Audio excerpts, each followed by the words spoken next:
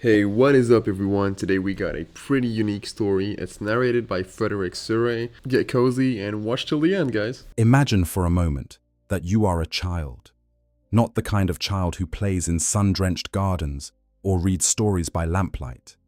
You are the kind of child who has never known safety. You were born on a world where the sky is the color of rust, where the air bites your lungs with every breath, and where the only law that matters is the one written in blood and broken bone. Maybe you live in the underhive of some massive, crumbling city, a place so deep beneath the surface that sunlight is just a rumor your grandmother whispered about before the gangers took her. Maybe you live on some frozen death world where predators with claws as long as your forearms stalk the permafrost, and survival is measured not in years, but in seasons endured. Or perhaps your world is a feudal one, a place of stone castles and iron swords, where knights in battered plate ride out to fight beasts that crawl up from the planet's toxic marshlands, and where the greatest honor a young man can dream of is to catch the eye of the sky warriors who descend from the heavens every few generations to claim the strongest among the tribe. Wherever you are, whatever world the cold stars have placed you upon, your life is defined by hardship. That is not a tragedy. That is a qualification. Because somewhere out there, among the countless billions of screaming, dying, praying souls that populate the Imperium of man, someone is watching. Someone whose eyes are not entirely human anymore, whose body is a fortress of engineered muscle and implanted organs, whose mind has been sharpened and reshaped into something that can process a battlefield the way you or I might process a sentence on a page. That someone belongs to one of roughly 1,000 chapters of the Adeptus Astartes, the Space Marines, and they have come to your world looking for raw material. They have come looking for you. This is the story of what happens next. This is the story of how a human child, born of mortal flesh and fragile bone, is remade into something that stands at the very boundary between man and weapon, between mortal and myth, between the child you were and the angel of death you will become. This is the story of becoming a Space Marine. And it is not a kind story. But before we walk that path, before we step into the gene forges and the surgical theaters and the hypnotic chambers where boys are broken down and rebuilt into something the galaxy has learned to fear, we need to understand why any of this exists in the first place. We need to understand the need that gave birth to the Adeptus Astartes, because without that context, what happens to these recruits might seem like cruelty for its own sake. And it is not. It is cruelty with a purpose, and that purpose is the survival of the entire human species. The galaxy of the 41st Millennium is not a hospitable place. That may be the understatement of 10,000 years of recorded history. Humanity is spread across 1 million worlds, give or take, and on every single one of those worlds, something is trying to kill them. Orcs roam the stars in massive, ramshackle fleets, their green-skinned hordes driven by an instinctive and unquenchable desire for violence that makes them perhaps the most persistent enemy the Imperium has ever faced. The forces of chaos bleed through from the immaterium, the hellish dimension that exists alongside our own reality, bringing with them demons and corrupted warriors who were once humanity's greatest defenders. The Tyranids drift in from the void between galaxies, vast hive fleets of bioengineered monstrosities that devour entire worlds down to the bare rock and move on. The Drukhari raid from their twisted city in the webway, taking slaves and inflicting suffering as an art form. The Necrons stir in their tombs beneath the surfaces of worlds that humanity has settled. Ancient machine intelligences awakening to reclaim a galaxy they once ruled. And 100 other threats besides, each one capable of ending the human story if left unchecked. Against this, the Imperium fields armies.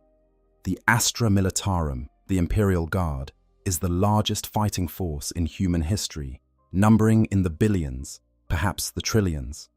They are brave men and women who hold the line with lasguns and flak armor and sheer, bloody-minded stubbornness. They are the wall that stands between humanity and extinction. And they pay for that honor with their lives in numbers that would make a lesser civilization collapse under the weight of its own grief. But there are threats that even the Guard cannot face. There are enemies so powerful, so terrible, so far beyond the capacity of normal human soldiers to confront that something more is needed. Is something that can drop from orbit onto a world overrun by enemies and carve out a beachhead in the first hour. Something that can walk through a hail of gunfire that would reduce a platoon of guardsmen to red mist and keep advancing. Something that can face the worst horrors the galaxy has to offer and not just survive them, but destroy them with a cold, efficient fury that borders on the divine. That something is the Space Marine. The origins of the Space Marines reach back to the very dawn of the Imperium itself, to a time before there were chapters or codexes or fortress monasteries, back to the age when the Emperor of mankind still walked among his people in the full, terrible glory of his physical form. It was the late 29th millennium, and Terra, the cradle of humanity, was a ravaged world. Yes, the age of strife had shattered whatever civilization had survived the long collapse of the dark age of technology, and the planet was divided among warring techno-barbarian factions, each one clawing for dominance over the ashes of a world that had once been the seat of human greatness. The Emperor, whose true origins and nature remain one of the most closely guarded mysteries in all of human history, emerged during this era with a vision that was as simple as it was staggering in scope. He would unite humanity, not just the warring tribes of Terra, but all of humanity, every scattered colony world, every forgotten outpost, every human soul lost in the dark between the stars. He would bring them together under a single banner, a single purpose, and in doing so, he would ensure the survival of the species against the horrors that pressed in from every side. To do this, he needed warriors. His first attempt was the Thunder Warriors, genetically enhanced soldiers who were fearsome in battle but deeply flawed. Their augmentations were unstable, their lifespans short, their temperaments volatile. They were weapons forged in haste, designed for the brutal, close-quarters fighting of the unification wars that raged across Terra. And they served their purpose well, crushing the techno-barbarian warlords and their armies beneath the Emperor's banner. But the Thunder Warriors were never meant to last. They were a stopgap, a temporary measure, a rough sketch before the masterpiece. The masterpiece was the Space Marines, deep beneath the Himalayan mountains. It's in laboratories that burrowed into the very bones of the Earth. The Emperor and his cadre of gene wrights, the scientists of the biotechnical division, worked on the most ambitious biological engineering project in human history. Their goal was nothing less than the creation of a new breed of warrior, one that could be mass-produced, that would be stable across generations, that could be implanted with a series of engineered organs that would transform an ordinary human into something far greater than the sum of its parts. The foundation of this project was the Primarchs, 20 demigod-like beings that the Emperor created from his own genetic material. Each Primarch was designed to embody specific aspects of warfare and leadership, each one a towering figure of superhuman power and intellect. They were meant to lead the Emperor's armies across the stars, to be his generals, his sons, his instruments of conquest. But the Primarchs were lost, scattered across the galaxy by forces that remain debated and theorized about to this day. They were stolen from the Emperor's laboratories before they could be fully developed, hurled through the warp to distant worlds, where they would grow up among whatever peoples they landed among. The Emperor, undeterred, took the genetic templates he had developed for each Primarch and used them as the basis for a new kind of soldier. By diluting the Primarch's genetic material, by reducing its potency to a level that a normal human body could survive, he created the gene seed, with the collection of viral machines and engineered germ cells that could be implanted into a human male to transform him into a Space Marine. From each Primarch's genetic code, a Space Marine legion was born. 20 legions, each carrying the genetic legacy of one of the 20 Primarchs, each numbering in the tens of thousands. These were the Legiones Astartes, and they were unleashed upon the galaxy during the Great Crusade, the 200-year war of expansion that would see the Imperium grow from a single world to a galactic empire spanning millions of stars. The Space Marines were everything the Thunder Warriors had been and more. They were stronger, faster, more durable, more disciplined. Where the Thunder Warriors burned bright and brief, the Space Marines were built to endure, to serve for centuries, or to carry the Emperor's will to the farthest reaches of the galaxy and beyond. They were, in every sense of the word, engineered to be the ultimate soldiers, and the galaxy learned to fear them with a speed that suggests the universe understood, on some fundamental level, that something genuinely new and terrible had been born. But perfection, even engineered perfection, is never permanent. The Horus Heresy, that galaxy-spanning civil war that saw half the Primarchs and their legions turn traitor and wage war against the Emperor himself, proved that even the mightiest warriors could fall. The Heresy nearly destroyed the Imperium. It left the Emperor broken and bound to the Golden Throne, a corpse-like figure sustained by arcane technology and the sacrifice of 1,000 psykers every day. He no longer able to walk among his people or guide them directly. In the aftermath, the surviving loyal Primarch Roboute Guilliman, Lord of the Ultramarines, and perhaps the most pragmatic of his brothers, wrote the Codex Astartes, a document that would fundamentally reshape the Space Marines forever. The legions, those vast armies numbering tens of thousands of warriors each, were broken apart. No single commander would ever again wield such power. Each legion was divided into chapters, autonomous fighting forces of roughly 1,000 Space Marines apiece, each with its own homeworld, its own traditions, its own heraldry, and its own responsibility to recruit, train, and equip new warriors.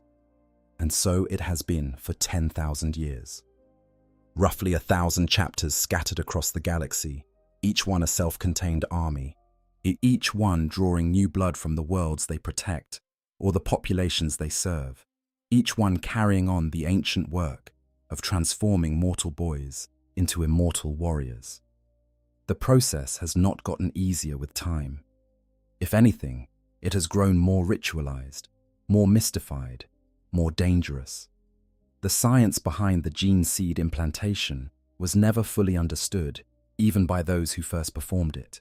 And over the millennia, knowledge has been lost, procedures have been corrupted by religious ceremony, and the margins for error have narrowed to the point where the creation of a single Space Marine is an achievement that can take years of painstaking work and carry a significant risk of killing the very recruit it is meant to save.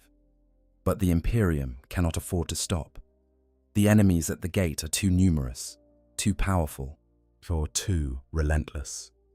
And so the chapters continue their work, scouring their recruiting worlds for the strongest, the fiercest, the most resilient children they can find, and subjecting them to a process that will either kill them or transform them into something that even the darkest nightmares of a fallen galaxy have learned to respect. This is where our story truly begins. Not in the gene laboratories of the Emperor, not in the council chambers where the Codex Astartes was debated and refined. It begins on a world like the ones we described at the start, a world where a child is about to have his life changed forever. It begins with the selection. There is a moment on every recruiting world that the people remember. It comes without warning, though the old stories say that certain signs precede it. A brightness in the sky that is not a star, a rumbling in the earth that is not a quake, a sound like distant thunder that grows and grows until it fills the world from horizon to horizon. And then they come. On some worlds, they descend in ships that blaze like falling suns, the heat of their entry scorching the clouds and turning rain to steam before it can reach the ground. On others, they arrive more quietly, figures in monstrous armor that seems too large for the doorways of human habitation, their footsteps cracking flagstones and their eyes glowing with the cold light of lens arrays that can see in spectrums the human eye was never meant to perceive. On some worlds, they have been expected, their arrival anticipated by generations of tradition that speak of the angels who come to take the worthy to heaven. On others, they are strangers, terrifying and incomprehensible, their presence alone enough to send entire populations to their knees in awe or terror, or both. They are the chapter's recruiters, and they have come for children. This may seem like a cruel thing, and in many ways it is. The Imperium is not gentle, and the Adeptus Astartes are not gentle instruments. But there is a logic to it, a cold and unforgiving logic that has been refined over 10,000 years of practice. Space Marines must be created from raw material that is still malleable, still capable of being reshaped. The gene seed implants that will transform a human into an Astartes are keyed to the hormonal and genetic structures of the adolescent male body, typically between the ages of 10 and 14 at the start of the process, and with the full transformation ideally completed by the time the recruit is 16 to 18 years old. Start too early, and the body cannot handle the stress. Start too late, and the implants will not bond properly, the organs will reject their host, and the recruit will die on the operating table, or, worse, survive as a twisted, broken thing that is neither fully human nor fully Astartes. The recruits must be male, as the gene seed is specifically engineered to interact with male hormones and tissue types. They must be genetically compatible with the implants, a compatibility that is vanishingly rare, even among populations that have been specifically cultivated for the purpose over generations. And they must possess certain psychological traits that cannot be engineered or implanted, that must exist in the raw material before the process begins. They must be aggressive, but not uncontrollable, fearless, but not reckless, physically powerful, but also mentally resilient, capable of enduring pain that would drive a normal human into shock and madness without losing the will to fight. Finding these children is the first challenge, and every chapter approaches it differently, shaped by its own traditions, its Primarch's legacy, and the nature of the worlds from which it draws its blood. The Ultramarines, those paragons of discipline and order, who trace their lineage to the Primarch Roboute Guilliman, recruit from the civilized worlds of Ultramar, a small stellar empire within the larger Imperium that Guilliman himself established during the Great Crusade. Their recruiting process is perhaps the most structured and transparent of any chapter. Young men are identified through a system of barracks and training institutions scattered across Ultramar's worlds, where they are educated, tested, and evaluated over a period of years. Those who show the most promise are given the opportunity to undergo the Aspirant Trials, which typically take two forms. The first is a survival challenge, where the aspirant must endure a period of isolation in hostile wilderness, demonstrating resourcefulness and physical toughness. The second is the challenge trial, where the aspirant faces a full battle brother in single combat. No aspirant is expected to win this fight. The trial is measured in degrees of failure, how long the aspirant can last, how well he adapts to an obviously superior opponent, whether he shows courage in the face of certain defeat. Very rarely, an aspirant manages to actually beat the battle brother, and when this happens, it is considered a sign of exceptional potential. Many of the Ultramarines' greatest heroes began their careers with such an upset. The Blood Angels, sons of the angelic Primarch Sanguinius, recruit from the irradiated deserts of Bel and its moons, Baal Primus and Baal Secundus. These are death worlds in the truest sense, places where radiation storms scour the landscape, where mutated predators roam the wastelands, and where the human inhabitants live in scattered tribes that eke out a precarious existence among the ruins of a civilization that was old when the Imperium was young. The Blood Angels' recruitment is a brutal affair. Aspirants from all across the moons gather for the trials, which involve contests of strength, endurance, and martial skill. The competition is fierce, with hundreds or even thousands of young men vying for a place. Only 50 are chosen. These 50 are then taken to the fortress monastery on Baal itself, where they undergo further testing that is even more demanding than what came before. The Blood Angels have their own unique challenges, of course, rooted in the genetic legacy of their Primarch and the flaw that runs through their gene seed like a crack in otherwise perfect glass. But we will come to that in time. The Space Wolves of Fenris take a different approach entirely. They're wolf priests, warrior chaplains who serve as both spiritual guides and recruiters, scour the frozen death world of Fenris for worthy candidates. Fenris is a world of extremes, and a place where volcanic eruptions can melt entire continents overnight, and where the cold can freeze a man's blood in his veins between one heartbeat and the next. The human tribes that survive on Fenris are among the hardiest in the galaxy, warrior cultures where combat is woven into every aspect of daily life. The wolf priests observe these tribes from a distance, watching their battles, their hunts, their feuds, looking for the young men who display the qualities the chapter values. Not just strength and courage, but a wildness, a fierce independence, a refusal to submit that would be considered insubordination in a more orderly chapter, but is prized by the Sons of Rus as a sign of the warrior spirit. When a candidate is selected, the wolf priests do not explain what is about to happen. They simply take the young man, often from the battlefield itself, sometimes from the very edge of death, and bring him to the Fang, the Space Wolves' massive fortress monastery that towers above the frozen wastes of Asaheim.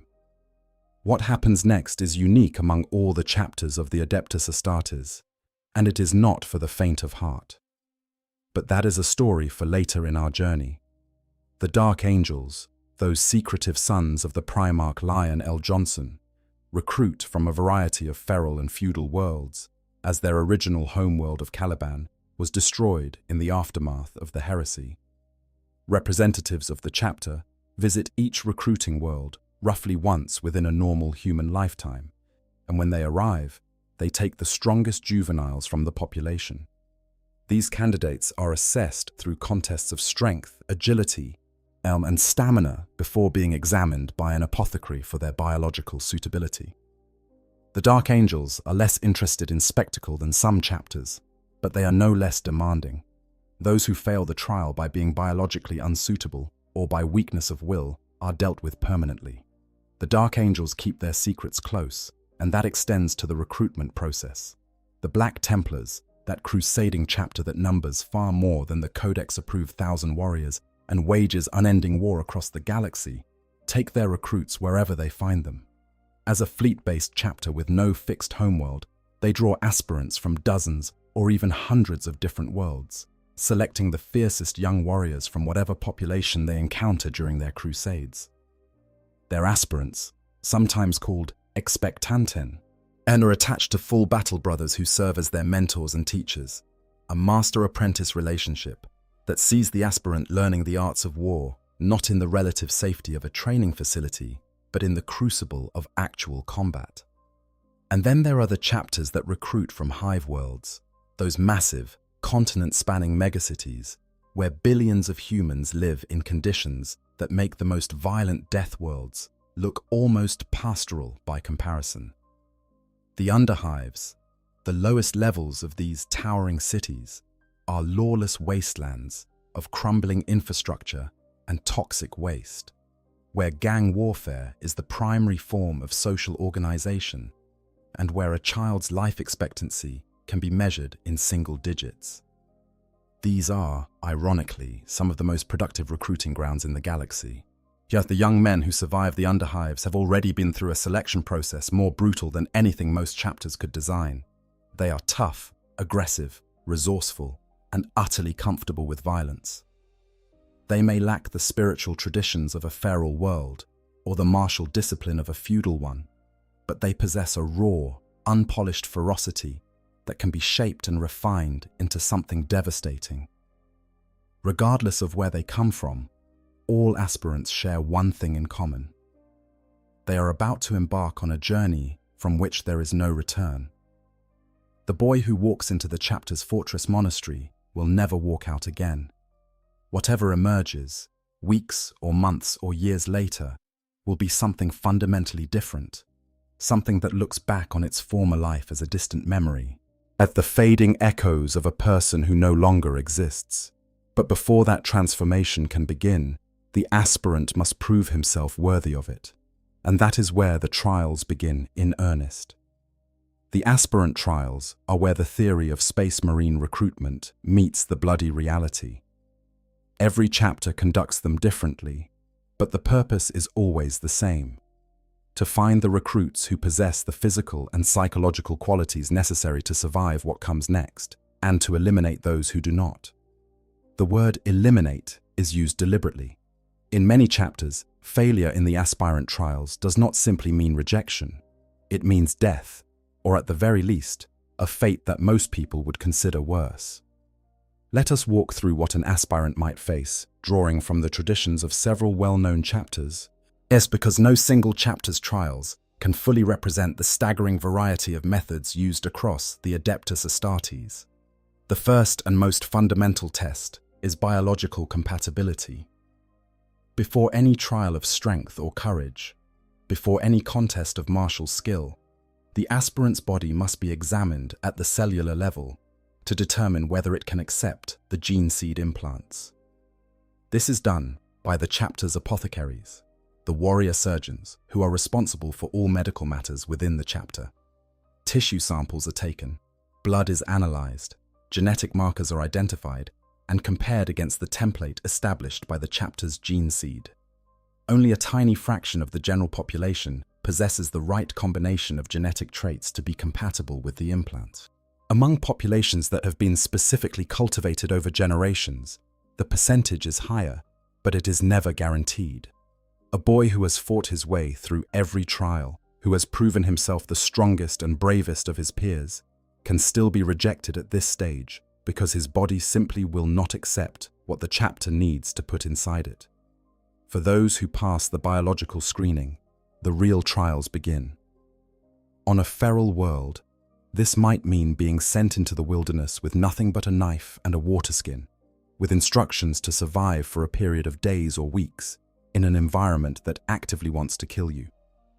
The aspirant must find food, find water, avoid or defeat the predators that hunt in the dark, and make his way to a designated point without aid or guidance. Some chapters make these trials even more dangerous by seeding the wilderness with additional threats, combat servitors or automated drones, or even other aspirants who have been told that only a certain number of candidates will be accepted and that the others must be eliminated. On a hive world, the trial might involve navigating the underhive, a labyrinth of collapsed tunnels, toxic sumps, and gang territories where violence is the only currency that matters. The aspirant must fight his way through, not with the weapons of a space marine, but with whatever he can scrounge from the ruins around him. He must demonstrate not just the ability to fight, but the intelligence to plan, to adapt, to recognize when a straight fight is unwinnable, and find another way.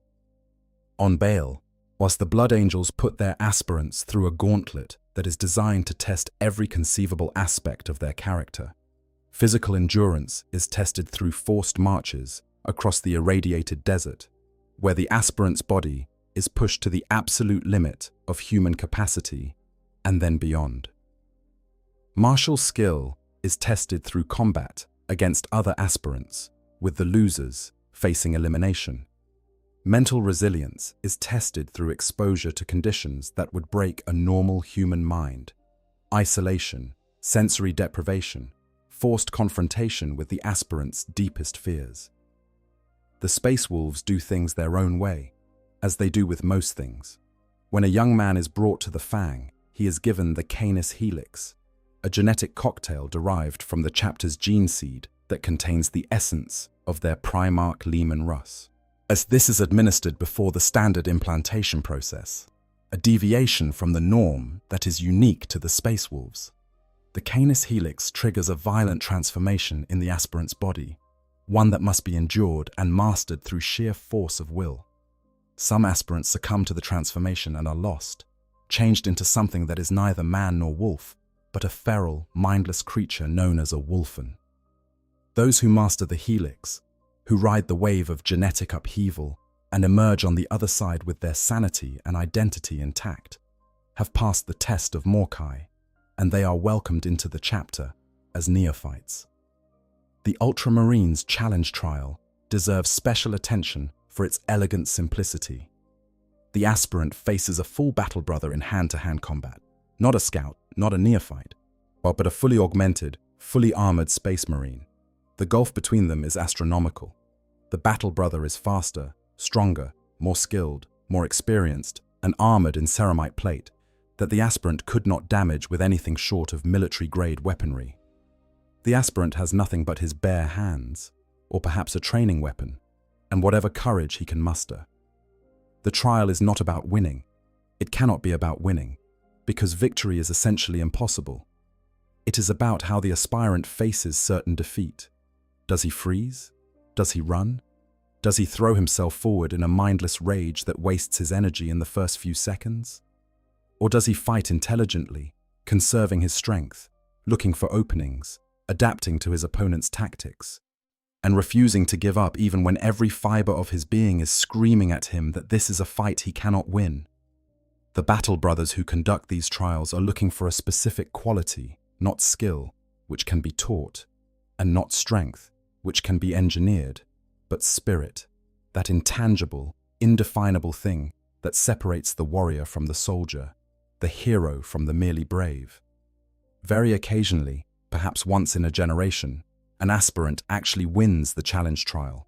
This is a moment of enormous significance for the chapter, because it suggests that the aspirant possesses abilities that border on the superhuman even before the implantation process has begun. Several of the Ultramarines' greatest heroes are said to have started their careers with such a victory, and the battle brothers who were defeated bear no shame. Only pride that they helped identify a warrior of exceptional promise. But for every aspirant who passes the trials, there are dozens, sometimes hundreds, who do not. The failure rate is deliberately high.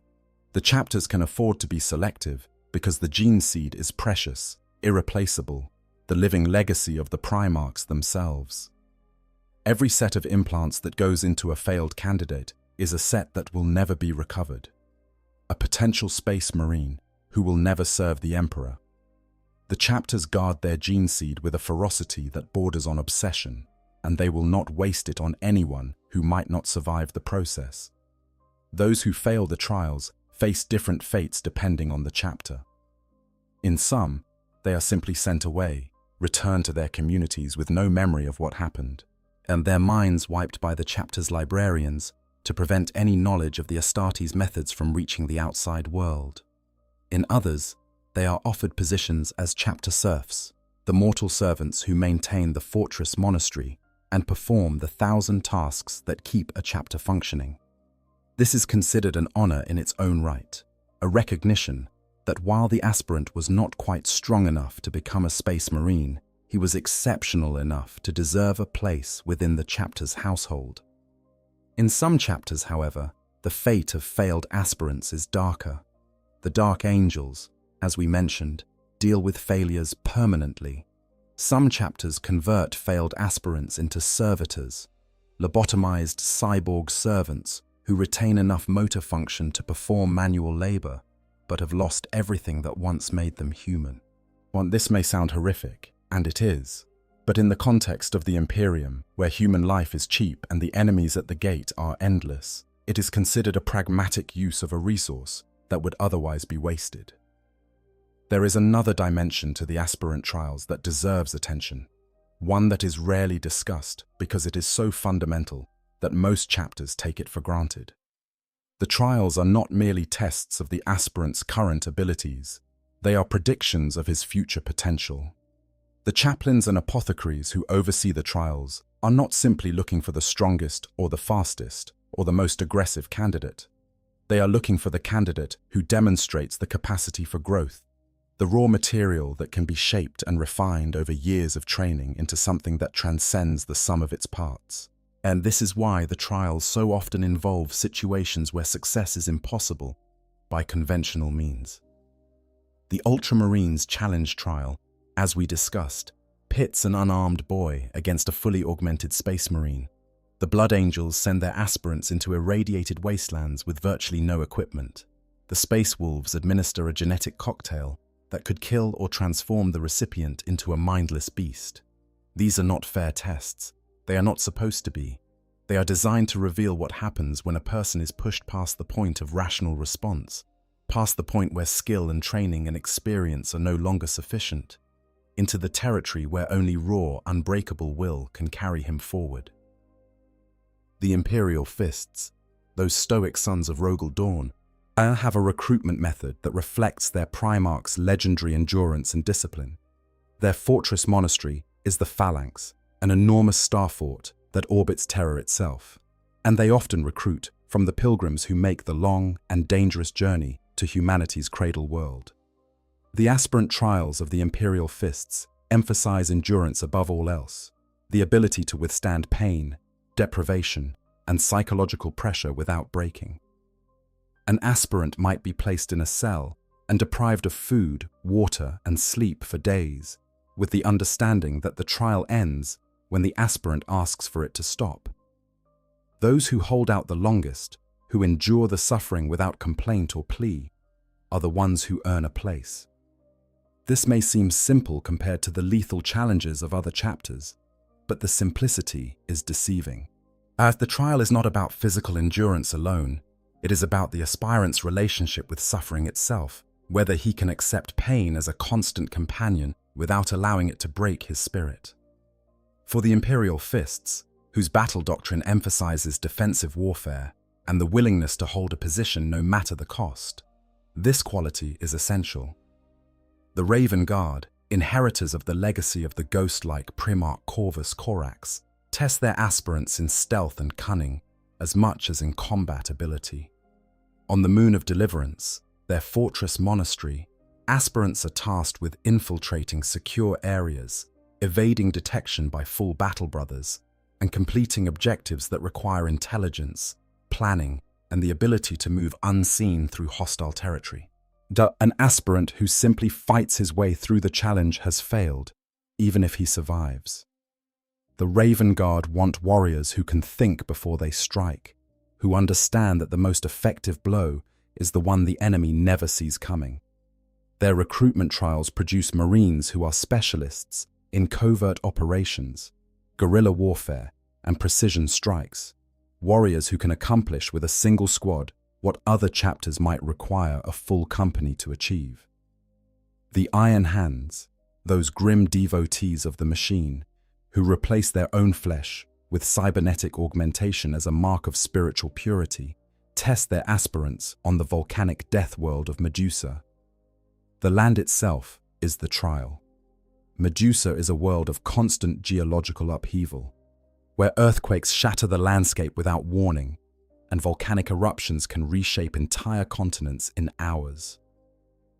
The human clans that survive on Medusa are among the toughest in the galaxy, hardened by a world that seems actively hostile to their continued existence. The Iron Hands trials often involve feats of endurance in the planet's most dangerous environments, where the aspirant must demonstrate not just physical resilience, but a willingness to embrace the harsh logic that defines the chapter's philosophy, that flesh is weak, that the machine is superior, and that the true warrior is one who is willing to sacrifice the weakness of his own body in pursuit of a higher ideal of strength and purity.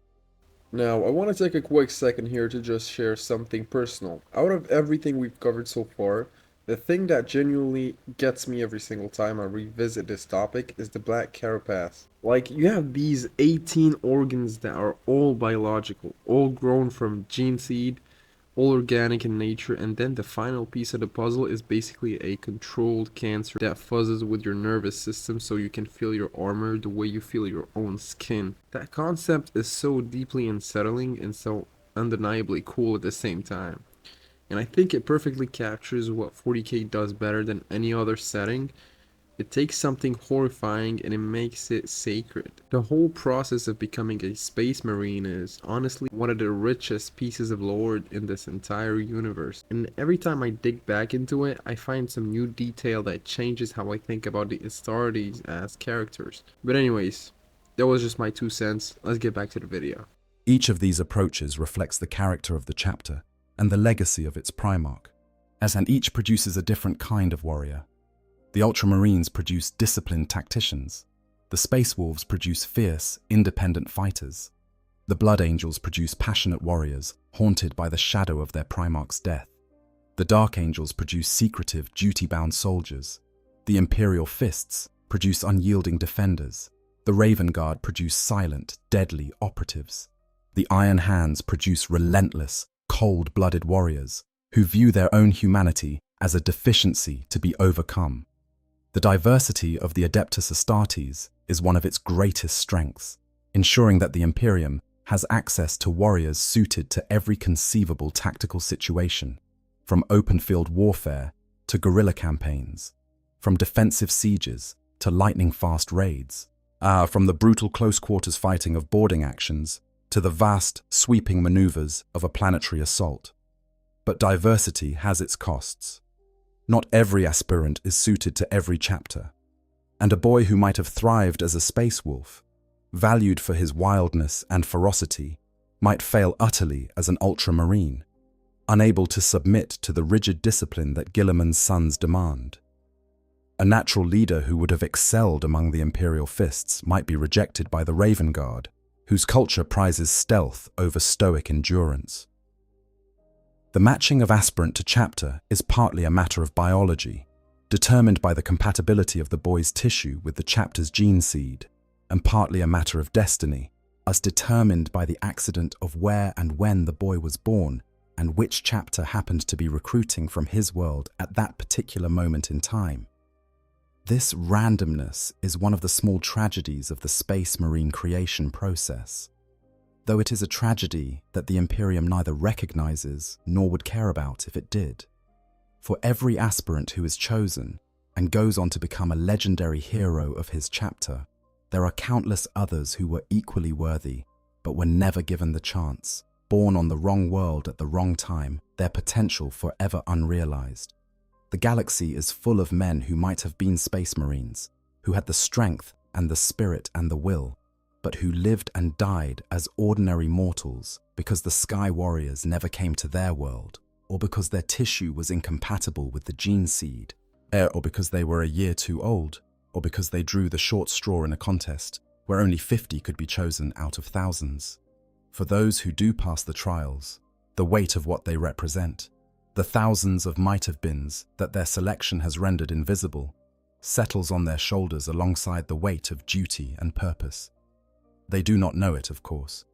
They are still boys, still processing the extraordinary events that have swept them up from their ordinary lives and deposited them in the halls of beings who are, for all practical purposes, gods of war.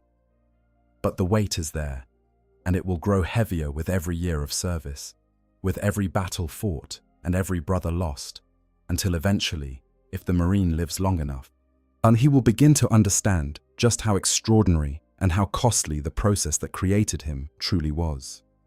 For the aspirants who survive, who prove their worth in the crucible of the trials and emerge on the other side with their bodies intact and their spirits unbroken, there is a moment of transition, a boundary crossed. They are no longer aspirants, they are neophytes, and the true transformation is about to begin. The last thing most of them see, before the surgeons begin their work, is the inside of the apothecarian, the chapter's medical facility. It is a place of cold steel and harsh light, of surgical instruments laid out with the precision of religious artifacts, of servitors humming quietly in their alcoves, waiting to assist. The air smells of counterseptic and sacred oils, and somewhere in the background, and a prayer is being chanted, the words too soft to make out, but the tone unmistakable. A plea to the Emperor and the machine spirits to guide the hands of those who are about to perform the most sacred and terrible act of creation that the Imperium knows. The neophyte lies down on the surgical slab, and the last chapter of his human life comes to a close. What rises from that slab in the weeks and months and years that follow will be something else entirely. The transformation of a human into a Space Marine is not a single event. It is a process, a long, agonizing, meticulously staged sequence of surgeries, implantations, chemical treatments, and psychological conditioning that unfolds over the course of years. There are 19 distinct gene seed organs that must be implanted into the neophyte's body, at each one serving a specific function, each one building upon the others to create a being that is, by any reasonable measure, a different species from the human race it was born into. The process typically begins between the ages of 10 and 14, and ideally concludes between 16 and 18, though the exact timeline varies depending on the chapter's practices and the individual neophyte's rate of development. The implantation is staged because many of the organs require specific conditions to develop properly. Some need the presence of other implants to function. Some require the recipient to have reached a certain level of physical development. Some can only be activated through hypnotherapy or chemical treatment that must be administered at precise intervals. Let us walk through the process, organ by organ, stage by stage, and try to understand what happens to a human body when it is subjected to the most radical biological engineering program in the history of the species. The first 3 implants are typically introduced together, ideally when the neophyte is between 10 and 12 years of age. These are the foundational organs, the ones that prepare the body for everything that follows. The first implant is the secondary heart, sometimes called the maintainer. As its name suggests, it is a second heart, smaller than the original but fully functional, implanted in the chest cavity and connected to the neophyte's circulatory and pulmonary systems.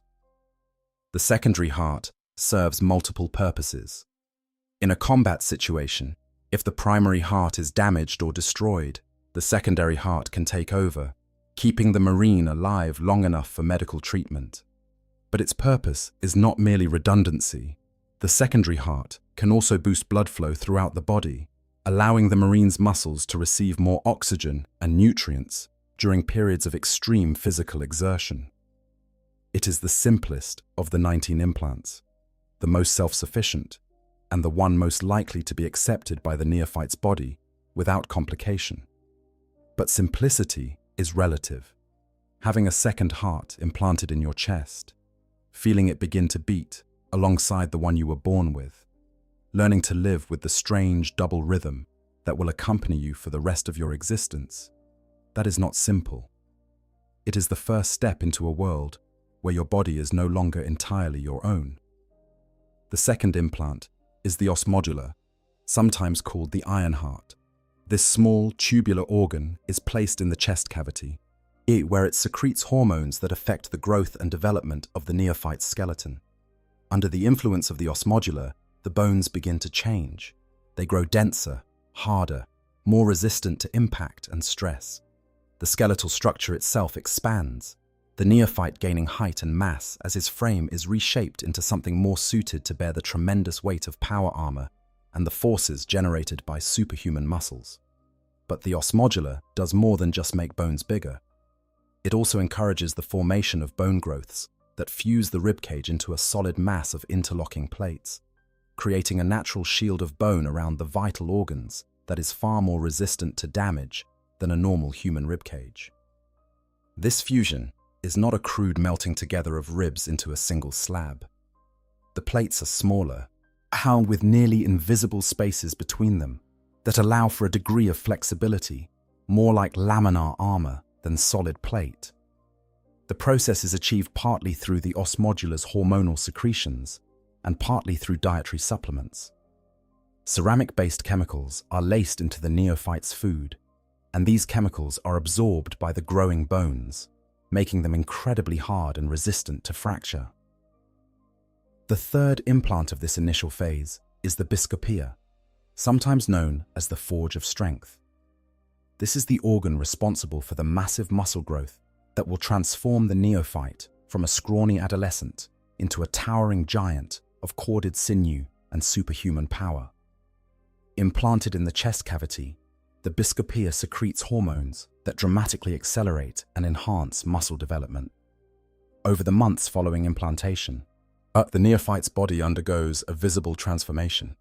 Muscles swell and harden, tendons thicken, The entire physical structure of the body is rebuilt around a frame of reinforced bone and layered muscle fiber that is orders of magnitude stronger than anything a baseline human could achieve. These three implants work in concert, each one supporting and enabling the others. The os modular provides the skeletal frame. The biscopia builds the muscles. The secondary heart ensures that the blood supply can keep up with the demands of both. Together, they lay the foundation for everything that follows, transforming the neophyte's body into something that can survive the stresses of the remaining implants and the rigors of a life spent in constant combat. But the physical changes are only part of the story. Even at this early stage, the neophyte is undergoing a profound psychological transformation. The hormonal surges triggered by the os modular and biscopia cause mood swings that can be violent and unpredictable. The neophyte's sense of self is disrupted as his body changes shape and proportion, as familiar movements become clumsy and awkward because the body that is performing them is no longer the body the mind was trained to control. Sleep patterns are disrupted. Appetite changes drastically, the body demanding enormous quantities of protein and minerals to fuel its growth.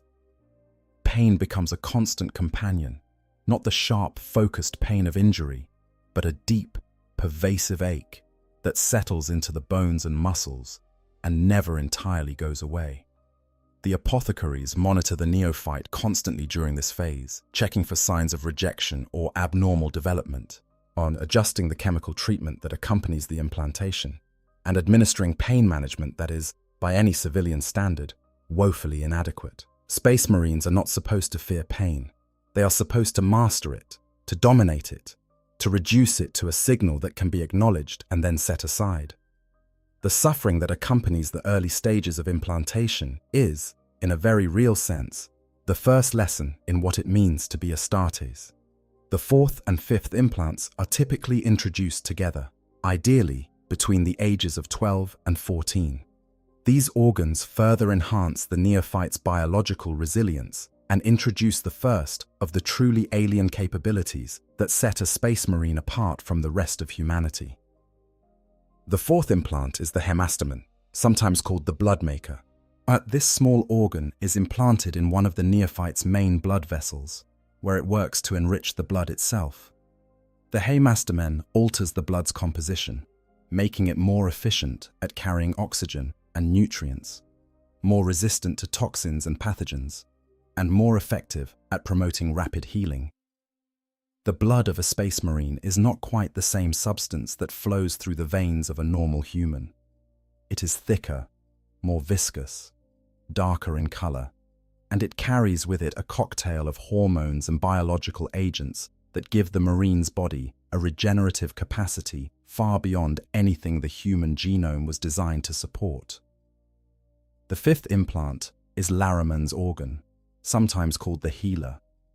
This liver-shaped organ, roughly the size of a golf ball, is placed within the chest cavity and connected to the circulatory system. It generates and controls a specialized type of cell known as Laraman cells, which are released into the bloodstream whenever the Marine is wounded. These cells attach themselves to leukocytes, the white blood cells, and are carried to the site of the wound, where they undergo a remarkable transformation. Upon contact with air, Laraman cells form a near-instant patch of scar tissue, sealing the wound far more quickly and effectively than the normal clotting process. This means that a Space Marine who suffers a wound that would cause a normal human to bleed to death in minutes can have that wound sealed within seconds, the flow of blood stopped, the surface of the wound covered by a tough, protective layer of scar tissue that allows the Marine to continue fighting. The implications of this are staggering. A Space Marine can suffer injuries that would be fatal to a baseline human several times over and continue to function. Limbs can be damaged, muscles torn, even bones broken, and the Marine will keep fighting, his body automatically sealing each wound as it occurs, buying time for proper medical treatment later.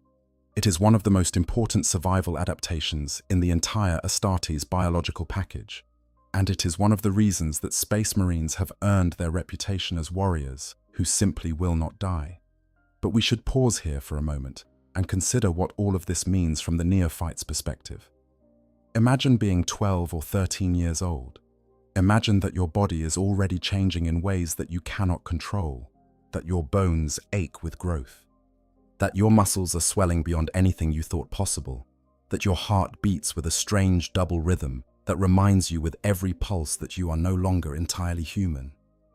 And now, imagine that someone is implanting more organs inside you, organs that change your blood, that give your body the ability to seal its own wounds, that push you further and further from the boy you were just a few months ago. The neophyte does not go through this alone. He is surrounded by his fellow neophytes, boys who are enduring the same transformation, and together they form a bond that will deepen and strengthen over the years until it becomes the foundation of everything a Space Marine is. But he is also watched, constantly, by figures who are both his guardians and his jailers, the apothecaries who monitor his health, the chaplains who tend to his spirit, the veteran battle brothers who oversee his training. They are stern, demanding, unforgiving of weakness, but they are also, in their own way, guides. They have been through this process themselves, years or centuries or even millennia ago, and they understand what the neophyte is experiencing in a way that no one outside the chapter ever could. The next phase of implantation introduces what are arguably the most remarkable organs in the entire Astartes biological package, the ones that begin to give the neophyte abilities that border on the supernatural. Hypnotherapy normally begins around the 6th phase of implantation, ideally when the neophyte is somewhere between 14 and 17 years of age. This is no coincidence. The 6th implant is the catalepsian node, and it cannot function without the right kind of hypnotic conditioning. The catalepsian node is a small, pea-sized organ that is implanted into the back of the brain, typically through a hole drilled into the occipital bone at the base of the skull. Its function is extraordinary. The node influences the circadian rhythms of sleep and the body's response to sleep deprivation, allowing the Space Marine to remain functional for extended periods without true rest. When deprived of sleep, the catalepsian node allows the Marine to rest one hemisphere of his brain at a time while the other remains alert and aware. This is not a replacement for normal sleep. Extended use of this ability has been shown to cause personality disorders and reduced efficiency, which is why Space Marines still enter a 4-hour rest period each day when not on campaign, a dreamless fugue state that allows both halves of the brain to recover. But in a combat situation, where sleep could mean death, the catalepsian node allows a Marine to remain operational for days or even weeks without losing his edge. The longest recorded incident of a Space Marine unit functioning without true sleep was during the Ryan's World incident, when the Crimson Fists under Chapter Master Pedro Cantor remained operational for over 328 hours, nearly 14 days of continuous combat readiness. This would be impossible for a normal human, whose cognitive function begins to degrade significantly after just 24 hours without sleep and who risks death after several days. At the catalepsian node makes it merely extremely difficult rather than impossible. But the node has another function that is less discussed and perhaps more significant. It makes the recipient more susceptible to hypnotherapy, allowing the chapter's chaplains and apothecaries to use hypnotic suggestion to train the Marine's subconscious mind.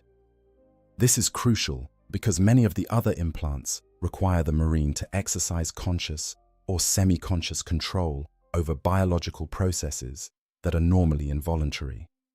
The catalepsian node is, in a sense, the gateway to the psychological transformation that is just as important as the physical one.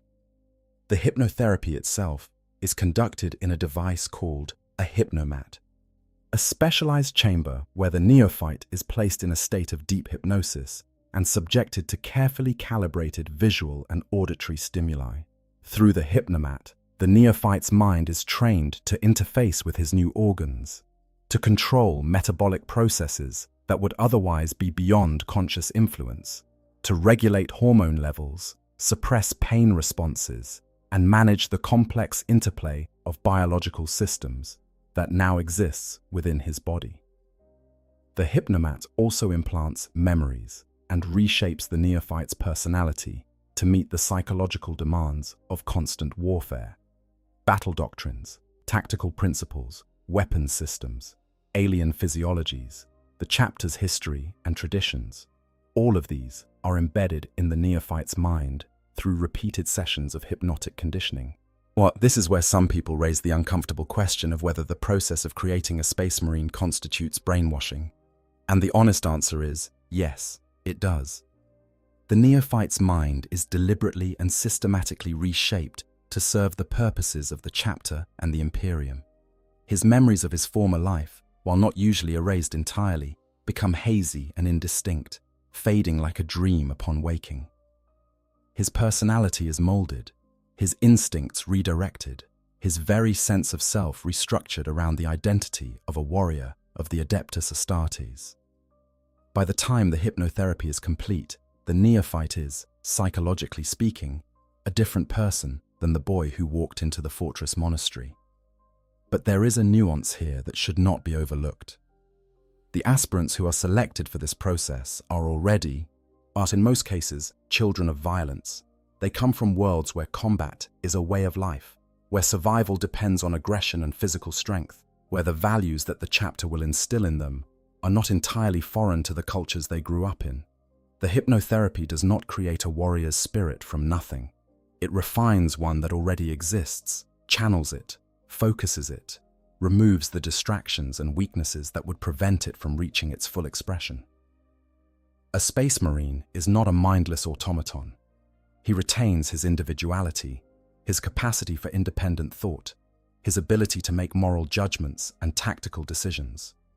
What changes is the framework within which those judgments are made, the priorities that guide his actions, the loyalties that define his existence. The 7th through 9th implants are typically introduced simultaneously, ideally between the ages of 14 and 16. These organs further expand the neophyte's physical capabilities, pushing him even further beyond the boundaries of what is normally considered human. The 7th implant is the preomnor, a large organ that fits into the chest cavity and serves as a predigestive stomach. The preomnor allows the Marine to eat virtually anything, including materials that would be toxic or indigestible to a normal human. Food and other substances are broken down and neutralized in the preomnor before passing into the normal digestive system, allowing the Marine to survive by consuming local flora and fauna on worlds where the available food would poison a baseline human in minutes. This may not sound as dramatic as a second heart or bones that can deflect bullets, but in the context of extended campaigns on hostile worlds, the ability to eat what is available rather than depending on supply lines can mean the difference between victory and starvation. The 8th implant is one of the most remarkable and disturbing organs in the entire Astartes package. The omophagia, sometimes called the remembrancer, is implanted in the spinal cord and wired into the central nervous system, connecting directly to both the brain and the stomach. Its function is extraordinary and more than a little unsettling. It allows the Space Marine to absorb the memories and experiences of other creatures by eating their flesh. The omophagia reads the genetic material of the consumed tissue, extracting DNA, RNA, and protein sequences related to experience and memory, and translating that information into something the Marine's brain can process. By eating the flesh of an enemy, a Space Marine can gain insights into that enemy's knowledge, its tactics, its perceptions. By consuming the flesh of a fallen ally, a Marine can recover fragments of that ally's memories and experiences. This organ is the source of many of the blood-drinking and flesh-eating rituals for which certain chapters are known. The Blood Angels and their successors, in particular, have a complex and sometimes troubled relationship with the omophagia, as mutations in their gene seed have given the organ an overactive quality that manifests as the red thirst, an unnatural craving for blood that can, in extreme cases, drive a Marine into a frenzy of violence that is difficult to control. Chapters like the Blood Drinkers and the Flesh Tearers take their names from the rituals that have grown up around this organ and its effects on their gene seed. The 9th implant is the multi-lung, also known as the imbiber. This is an additional lung implanted alongside the two that the neophyte was born with, that allows the Marine to breathe in environments that would be lethal to a normal human.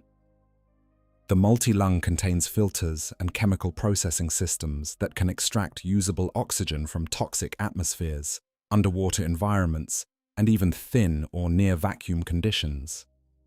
When a Space Marine removes his helmet in an environment that would kill an unaugmented human, it is the multi-lung that keeps him alive, filtering out toxins, breaking down hostile gases, and extracting every usable molecule of oxygen from whatever medium surrounds him.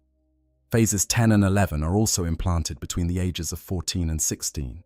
The 10th implant is the oculobe, sometimes called the Eye of Vengeance. This organ is connected to the optic nerve and the growth hormone receptors of the eye, and it enhances the Marine's vision far beyond normal human capabilities.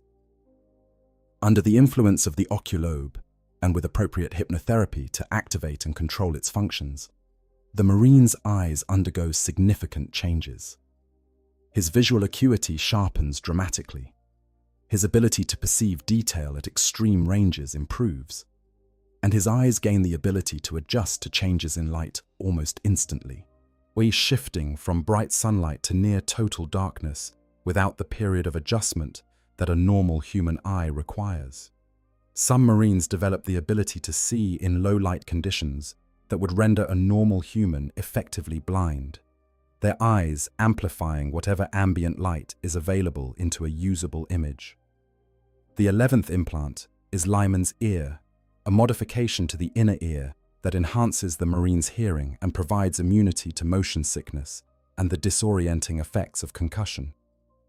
Lyman's ear allows a Marine to hear sounds at frequencies and volumes that are beyond the range of normal human perception, and to filter out background noise with a precision that approaches that of sophisticated electronic surveillance equipment. It also stabilizes the vestibular system, the inner ear structures responsible for balance and spatial orientation, making the Marine immune to the nausea and disorientation that can be caused by rapid movement, spinning, falling, or the concussive blast of nearby explosions. A Space Marine can be thrown across a room by an explosion, land on his feet, and immediately begin returning fire without a moment's pause to reorient himself. That is Lyman's ear at work. The later stages of implantation, phases 12 through 19, push the neophyte into the final stretch of his transformation. These organs complete the biological package that will define him for the rest of his existence, and they introduce some of the most exotic and specialized capabilities in the entire Astartes arsenal. The 12th implant is the Susan membrane. This organ is implanted within the brain, or where it grows into a thin membrane that wraps around the brain's surface. Its function is remarkable and terrible in equal measure. When the Marine suffers a wound that is so catastrophic that it would kill him even with all his other augmentations, the Susan membrane can place him in a state of suspended animation. The Marine's metabolic processes slow to a crawl. His heart rate drops to nearly nothing. His body temperature plummets, and he enters a death-like state that can be sustained indefinitely.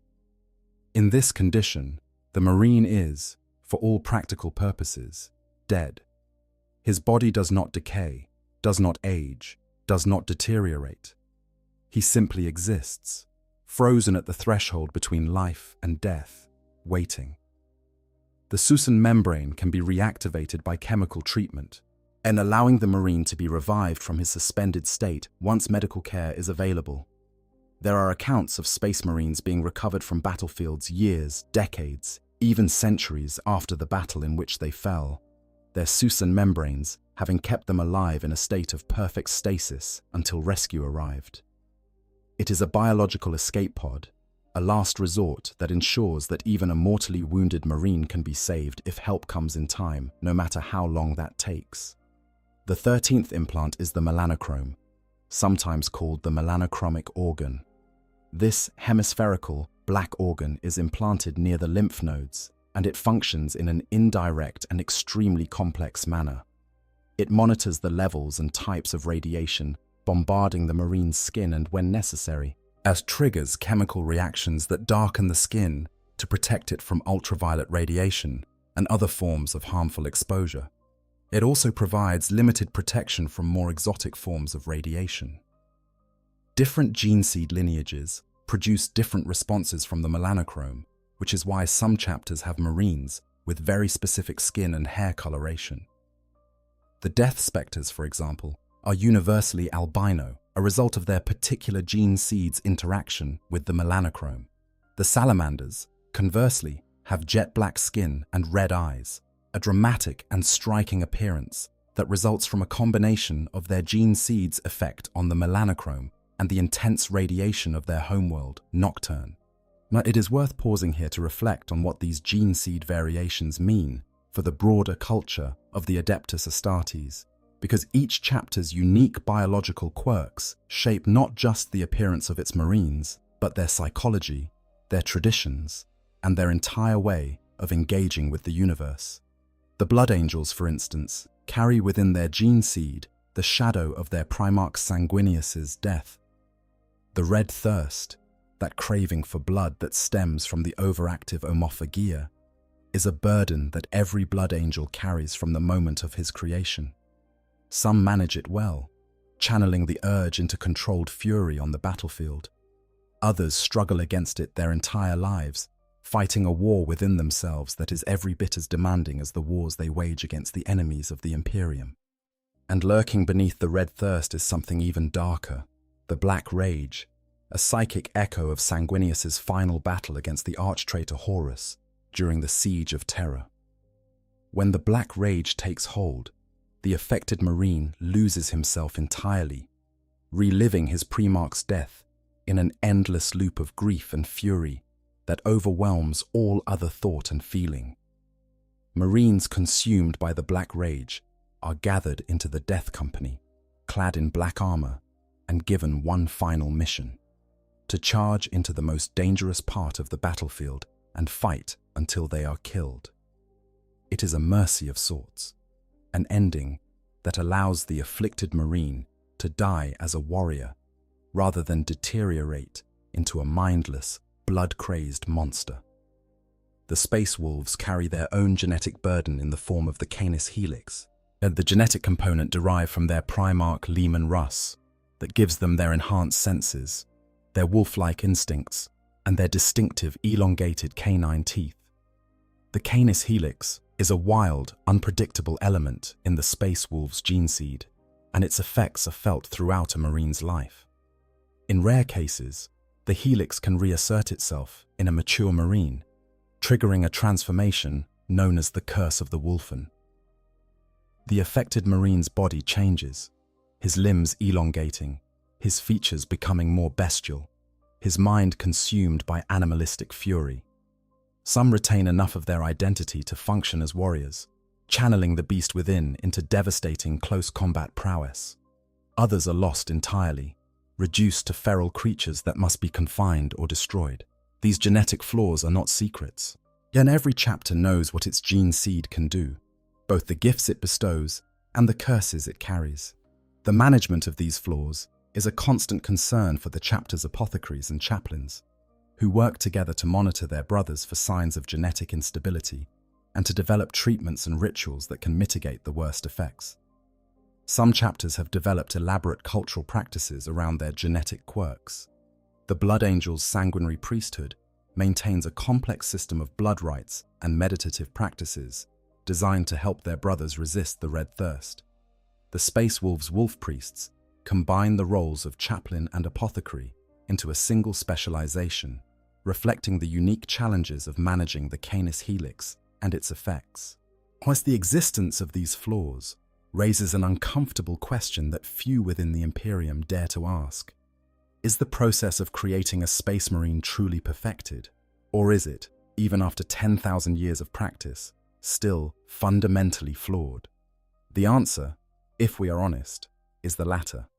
The gene seed was never fully understood, even by those who created it. The Emperor himself was the only being with a complete comprehension of the genetic architecture that underlies the Astartes transformation. and he has been silent on the Golden Throne for 10 millennia.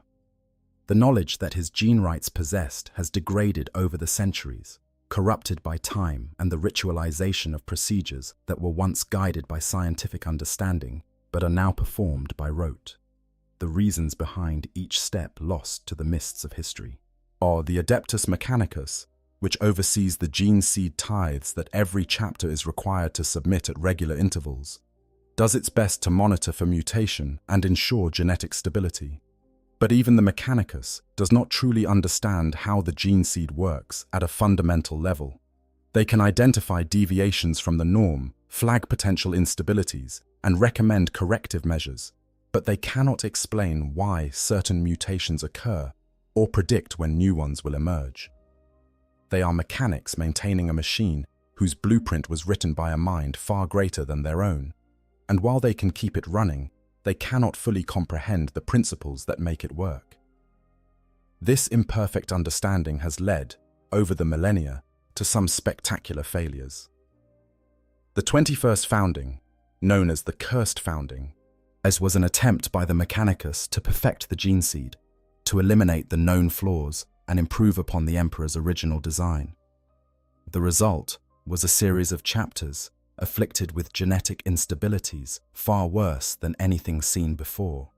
The Black Dragons, whose Marines sprout bony growths from their forearms and skulls. The Lamenters, who seem to be cursed with a supernatural bad luck that has brought them to the brink of extinction multiple times.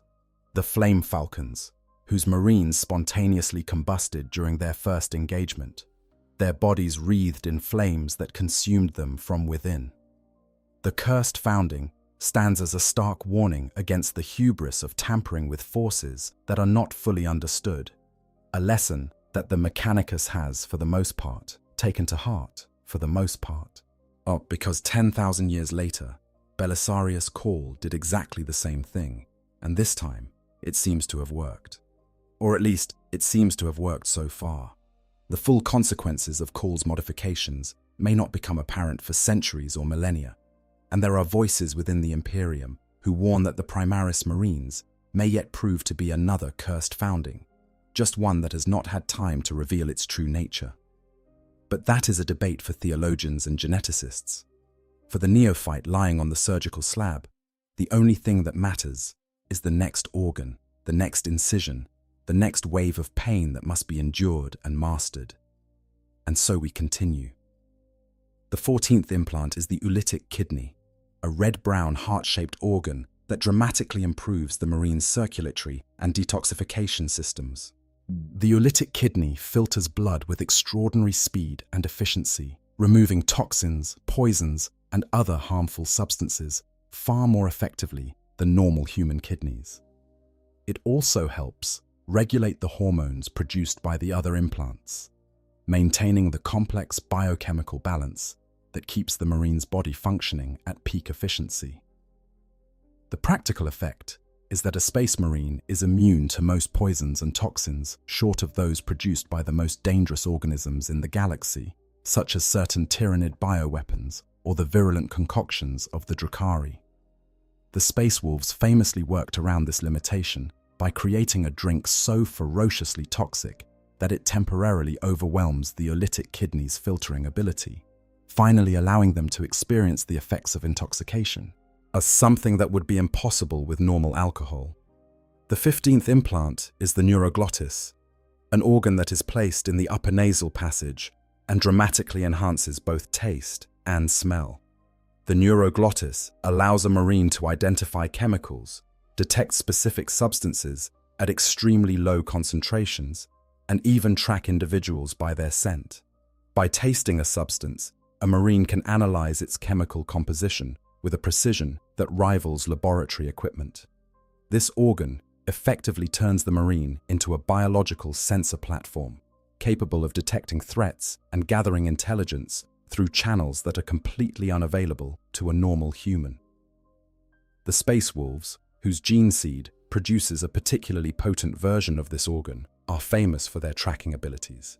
And they have even designed a specialized helmet, the Wolf Helm, that channels air to the nostrils so that the enhanced sense of smell can be used even when fully armored.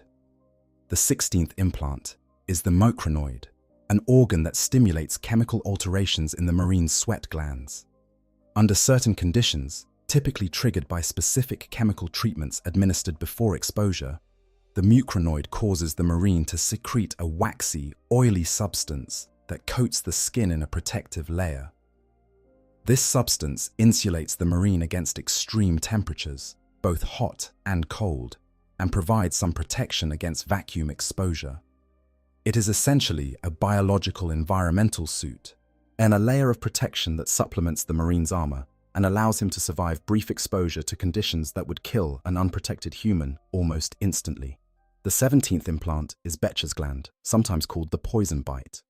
This modified salivary gland allows the Marine to produce a corrosive, venomous acid that can be spat at enemies or used to eat through restraints and barriers. The acid is potent enough to burn through metal given sufficient time, and it can cause severe chemical burns to organic tissue. It is a weapon of last resort, a tool for escape, and one of the more exotic capabilities in the Astartes arsenal. Some chapters have lost this organ to gene seed mutation, and it is considered one of the less critical implants. But for those chapters that still possess it, and it provides an unexpected edge in close quarters combat and survival situations. The 18th implant is perhaps the most significant in terms of the chapter's long-term survival. The progenoid glands are a pair of organs, one implanted in the neck and one in the chest, that serve as the Marine's reproductive legacy. The progenoid glands respond hormonally to the presence of the other gene seed implants in the Marine's body, creating germ cells with DNA identical to those implants through a process similar to cellular mitosis. Over time, these germ cells mature within the progenoid organs, and when they are ready, they can be harvested by the chapter's apothecaries and used to culture new sets of gene seed organs for future generations of space marines. The neck gland reaches maturity after approximately 5 years and can be removed at that point.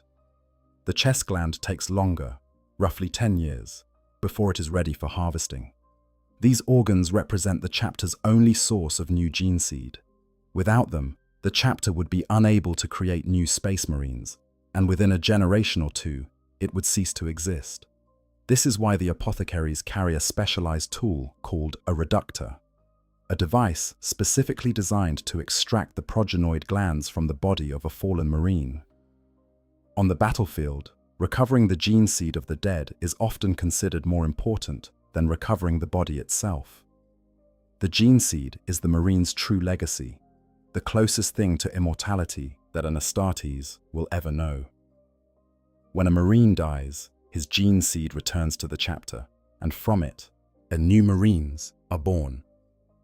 In the battle mysticism of the Astartes, this cycle of death and rebirth is regarded with deep spiritual significance, a biological sacrament that connects each generation of warriors to every generation that came before and every generation that will follow.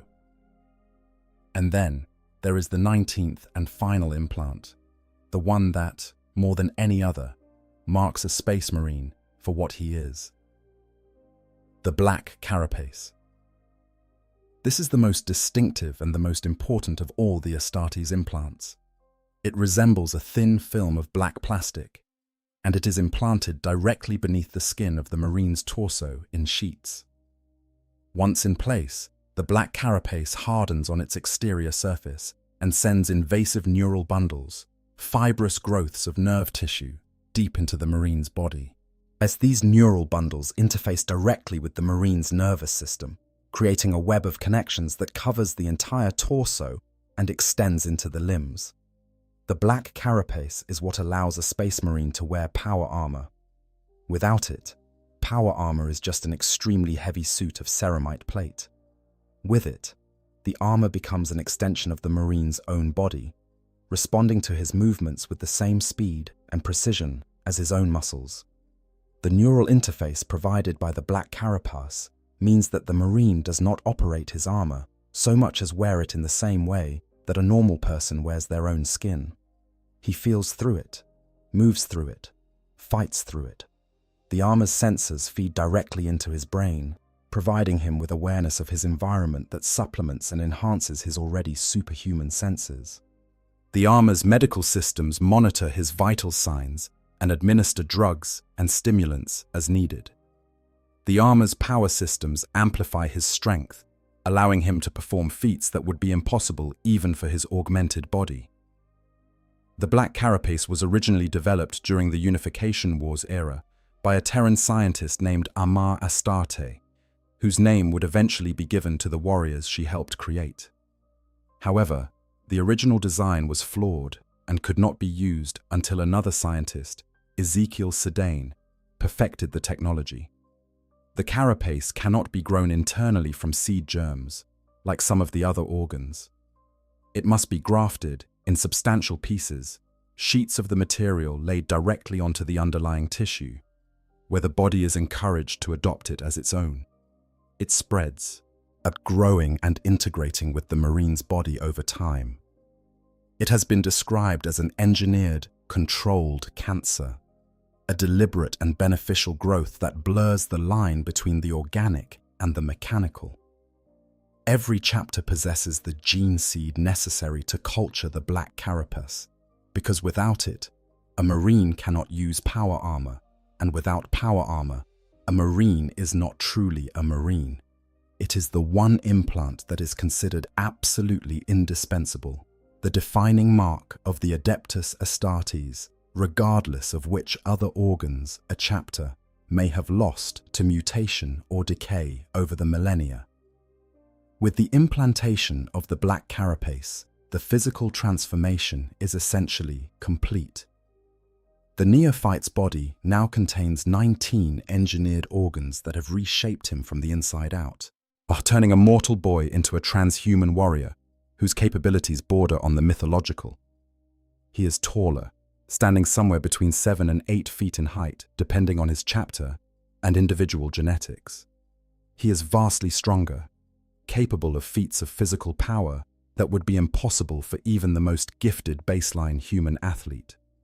His senses are sharper, his reflexes faster, his endurance beyond anything the human genome was designed to support.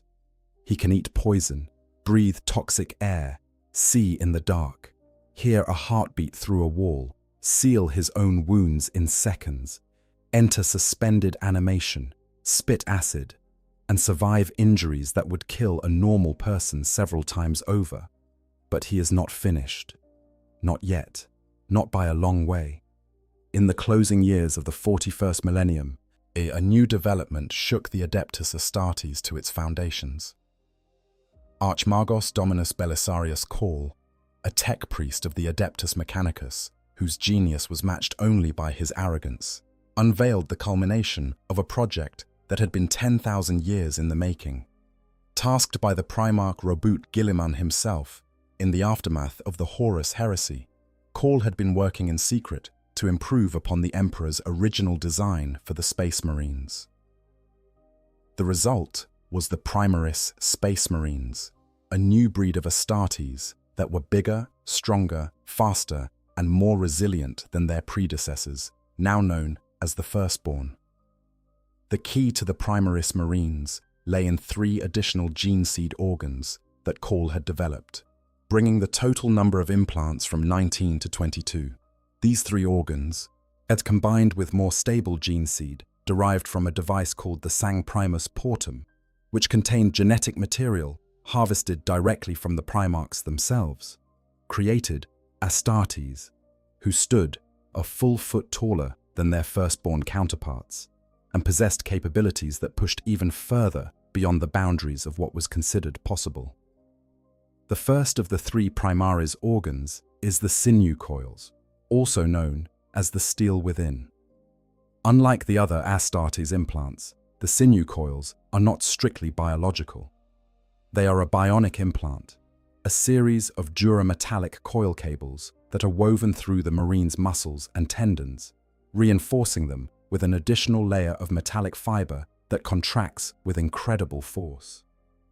A Primaris Marine's muscles are not just enhanced by hormones and training, but they are literally reinforced with metal, giving him strength that can crush a man's skull in his bare hand, shatter armored plate with a punch, or bite through a metal cable if the need arises.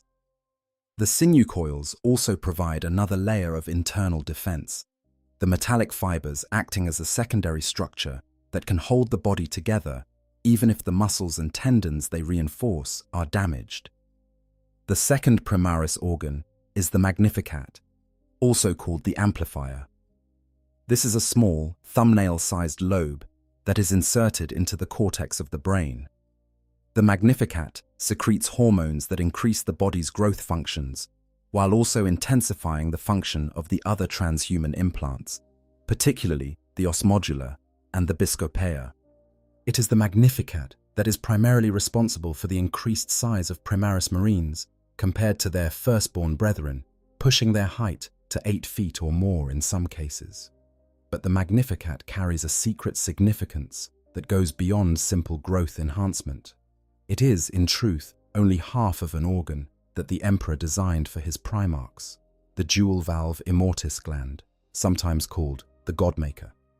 Call was able to reconstruct only the right half of this organ, the dextrophic lobe, which he renamed the Magnificat. The plans for the left half, the Cintarius, had been completely eradicated from all imperial records. Whether this was done by the Emperor himself, to prevent anyone from creating beings that approached the power of the Primarchs, or by some other hand, Call could not determine. The implication is profound. The Primaris Marines carry within them half of an organ that was designed for demigods, and the other half remains lost, a tantalizing hint at what might be possible if it were ever recovered. The third Primaris organ is the Belisarian furnace, also known as the revitalizer. This dormant organ connects to both of the Marines' hearts and remains inactive under normal conditions. But when the Marine suffers a mortal wound, when his body sustains damage so severe that death seems inevitable, the Belisarian furnace activates. It expels a massive burst of self-synthesized biochemicals, a hyper cocktail of stimulants, healing compounds, and combat drugs that floods the Marine system. This chemical burst simulates the effects of combat stimulants, while simultaneously aiding in the rapid regeneration of damaged tissue, bone, and muscle. The effect is dramatic. A Primaris Marine who has been struck down by a wound that should have killed him can be revived by the Belisarian furnace, his body brought back from the very edge of death and repaired with astonishing speed. Once activated, the furnace falls dormant again, requiring time to replenish its chemical reserves before it can fire a second time. Together, these three organs represent Call's contribution to the legacy of the Space Marines, and their introduction was not without controversy. Many within the chapters viewed the Primaris Marines with suspicion, seeing them as untested replacements who lacked the centuries of tradition and combat experience that defined the Firstborn. Others worried about the implications of tampering with the Emperor's original design, pointing to the disastrous history of previous attempts to modify Space Marine gene seed, most notably the 21st founding, known as the Cursed Founding, which produced chapters afflicted with horrific genetic instabilities. But the threats facing the Imperium in the dark days following the opening of the Great Rift, the galaxy-spanning warp storm that had effectively split the Imperium in two, demanded desperate measures. The Primaris Marines proved themselves in battle after battle, and gradually, reluctantly, the chapters began to accept them. Some existing Firstborn Marines even chose to undergo the dangerous process known as the Rubicon Primaris, a surgical procedure that implanted the three Primaris organs into an already mature Marine. The procedure was excruciating and carried a significant risk of death. Call's own data suggested a failure rate of over 60%, but Marneus Calgar, chapter master of the Ultramarines, volunteered to be the first test subject, and his successful transformation put an end to many of the debates about the procedure's viability. Others followed, including other chapter masters and legendary heroes, and the process gradually became safer as Call and his acolytes refined their techniques. Today, new aspirants can be created as Primaris Marines from the start, receiving all 22 implants during the standard process of transformation.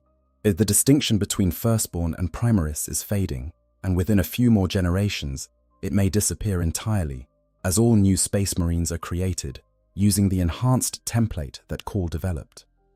Whether this is a blessing or a curse, whether Call's tampering with the Emperor's design will prove to be the salvation of the Adeptus Astartes, or the beginning of their undoing, remains to be seen. The galaxy is not kind to those who tamper with things they do not fully understand, and the full implications of the Primaris program may not become clear for centuries or millennia to come. With the implantation process complete, whether the neophyte has received the standard 19 organs or the enhanced 22 of the Primaris template, the physical transformation is done. But the making of a Space Marine is far from over. The body has been rebuilt, but the warrior has yet to be forged, and it is in the crucible of training, combat, and the harsh discipline of the Scout Company that the neophyte will become the weapon he was designed to be. In most Codex-compliant chapters, the neophyte's first assignment is to the 10th Company, the Scout Company. This is where newly created Space Marines learn to apply their augmented bodies and enhanced senses in the context of actual warfare. But Scouts do not fight in the same way as full battle brothers. They are equipped with lighter armor, typically carapace armor, rather than the full power armor that requires the black carapace to operate. Although some chapters do deploy their Scouts in power armor once the carapace has been fully integrated, they carry a different arsenal, are often favoring weapons that emphasize stealth, precision, and reconnaissance over the overwhelming firepower of a full tactical squad. Sniper rifles, combat knives, bolt pistols, and specialized demolition charges are the tools of the Scout's trade. This is deliberate. The Scouts are not meant to fight on the front lines, at least not yet. They are meant to learn. Their role on the battlefield is to gather intelligence, to infiltrate enemy positions, to perform reconnaissance missions that provide the Battle Brothers with the information they need to plan their attacks. They operate behind enemy lines, in the spaces between the main forces, in the shadows and margins where the enemy does not expect to find resistance. It is a demanding and dangerous role, and it teaches the neophyte skills that will serve him for the rest of his career. Patience, observation, stealth, the ability to act independently and make decisions without direct oversight from superiors. The training that accompanies this period of service is intense and unrelenting.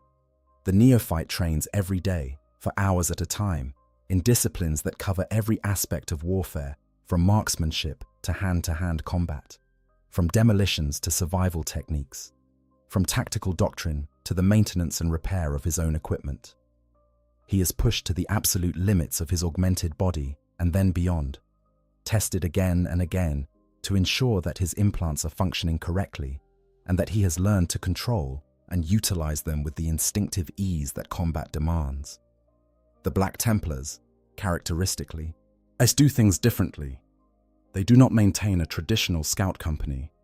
Instead, their neophytes are assigned directly to Crusader squads, where they fight alongside full initiates under the direct supervision of a veteran who serves as their mentor. The neophyte learns not in a protected training environment, but in the middle of actual combat, baptized in fire and blood from the very beginning. Those who survive learn quickly. Those who do not, well, the Black Templars have never been particularly sentimental about casualties. If the neophyte cannot keep up, he will die, and the chapter will carry on without him. It is harsh, but the Black Templars have produced some of the finest warriors in the history of the Adeptus Astartes using this method, so it is difficult to argue with the results. The Space Wolves, as always, or march to the beat of their own drum. Their neophytes, called Bloodclaws, are thrown directly into the thick of combat as shock troops, their wild, barely controlled aggression channeled into devastating close-quarters assaults. The Bloodclaws are young, fierce, and prone to acts of reckless bravery that would make a more disciplined chapter's officers tear their hair out. But the Space Wolves value this ferocity. They see it as the purest expression of the warrior spirit, the fire that burns brightest in the young before experience and discipline temper it into something more controlled. Over time, as the Bloodclaw survives battle after battle and learns the hard lessons that only combat can teach, he will mature into a Grey Hunter, and eventually, if he lives long enough, a Long Fang, and a veteran whose experience and wisdom are as valued as his prowess in battle. Regardless of which chapter a neophyte belongs to, the period of service in the Scout Company, or its equivalent, is transformative in a way that goes beyond the physical changes already wrought by the gene seed. This is where the neophyte stops thinking of himself as a human being who has been given extraordinary powers and starts thinking of himself as a Space Marine. The identity shift is fundamental. He is no longer the boy from the Underhive or the tribal warrior from the Ice World. He is a brother of the chapter, a son of the Primarch, a servant of the Emperor. His old name may still be used, but it no longer defines him. What defines him now is his role, his duty, his brotherhood. When the sergeant and chaplain of the Scout Company determine that the neophyte has proven himself in courage, skill, and temperament, he is elevated to the rank of Initiate, a full battle brother of the chapter. This is typically marked by a ceremony of great significance, often conducted on one of the chapter's high days or feast days, before the assembled brothers of the fortress monastery. The neophyte takes his oaths, receives his heraldry, and is presented with the suit of power armor that will be his most sacred possession for the rest of his service. The moment a Space Marine puts on power armor for the first time is one of the most significant moments of his entire existence. It is the culmination of everything he has endured, the physical proof that the boy he was has been replaced by something greater, something that the galaxy will learn to fear and respect. The armor is not simply equipment. It is an extension of his body, a second skin, a sacred artifact that carries with it the weight of centuries of history and the spirits of the warriors who wore it before him. The ritual of armoring is conducted with the solemnity of a religious ceremony because, for the Adeptus Astartes, it is one. Chapter serfs, the mortal servants who maintain the fortress monastery, assist the Marine in donning each piece of the armor, and as they do, prayers are offered to the Emperor and to the machine spirit that is believed to dwell within the armor's systems. Each component, the greaves, the cuisses, the plastron, the pauldrons, the gauntlets, the helm, is placed with deliberate care, and each one carries its own significance. The chest plate, in which in the most common pattern of power armor bears the imperial aquila, the double-headed eagle that is the symbol of the Imperium, is the centerpiece of the armor and the most symbolically charged element. When the Marine looks down at that eagle on his chest, he sees the emblem of everything he has sworn to defend, everything he has been reshaped to protect. Power armor has a long and storied history, stretching back to the very dawn of the Imperium. The earliest form, known as Mark I or Thunder Armor, was a crude, unsealed suit worn by the Emperor's Thunder Warriors during the Unification Wars on Terra. It offered protection, but no life support, no environmental sealing, no integrated systems. It was armor in the most basic sense of the word, a shell of metal between the warrior and whatever was trying to kill him. Mark II, thus the Crusade armor, was a massive leap forward. The first fully enclosed suit of power armor that could protect its wearer in the vacuum of space, on the surfaces of alien worlds, and in the most extreme environments the galaxy had to offer. It featured articulated sections of hoop-shaped armor on the torso and legs that gave the Marine unparalleled mobility, and it was powered by an efficient system that could sustain operations for extended periods. Regarded by many as the most effective suit of power armor ever created, it was also notoriously difficult to maintain, and it gradually fell out of common use over the millennia. Mark III, the Iron Armor, was a specialized variant designed for close-quarters combat, particularly boarding actions in the cramped corridors of spacecraft. And it featured massively reinforced frontal armor at the cost of reduced protection on the back and sides, making it ideal for situations where the enemy was always in front of you. It was never intended as a general-purpose suit, but its visually imposing appearance, all heavy plates and brutal angles, made it a favorite for ceremonial guards and close-quarters specialists. Mark IV, the Imperial Maximus suit, represented a major step toward the armor we recognize today. It abandoned the segmented plates of the earlier marks in favor of larger, more rigid armor casings with flexible joints, trading a small amount of mobility for significantly easier production and maintenance. It was the standard issue armor for most of the legions during the latter stages of the Great Crusade, and many suits remain in service even in the 41st millennium. It is revered as ancient relics of a golden age. Mark V, the Heresy armor, was born of desperation. During the chaos of the Horus Heresy, when supply lines were shattered and forge worlds burned, both sides were forced to improvise, cobbling together suits of armor from whatever components were available. Mark V was never a standardized design, but rather a category that encompassed a huge variety of field-modified and jury-rigged armor suits, identifiable mainly by their distinctive studded plates and crude but effective construction. Mark VI, the Corvus armor, named for the Raven Guard Primarch Corvus Corax, was the first suit to feature dual technology circuits, with external power cables backed up by failsafe circuits built into the armor itself.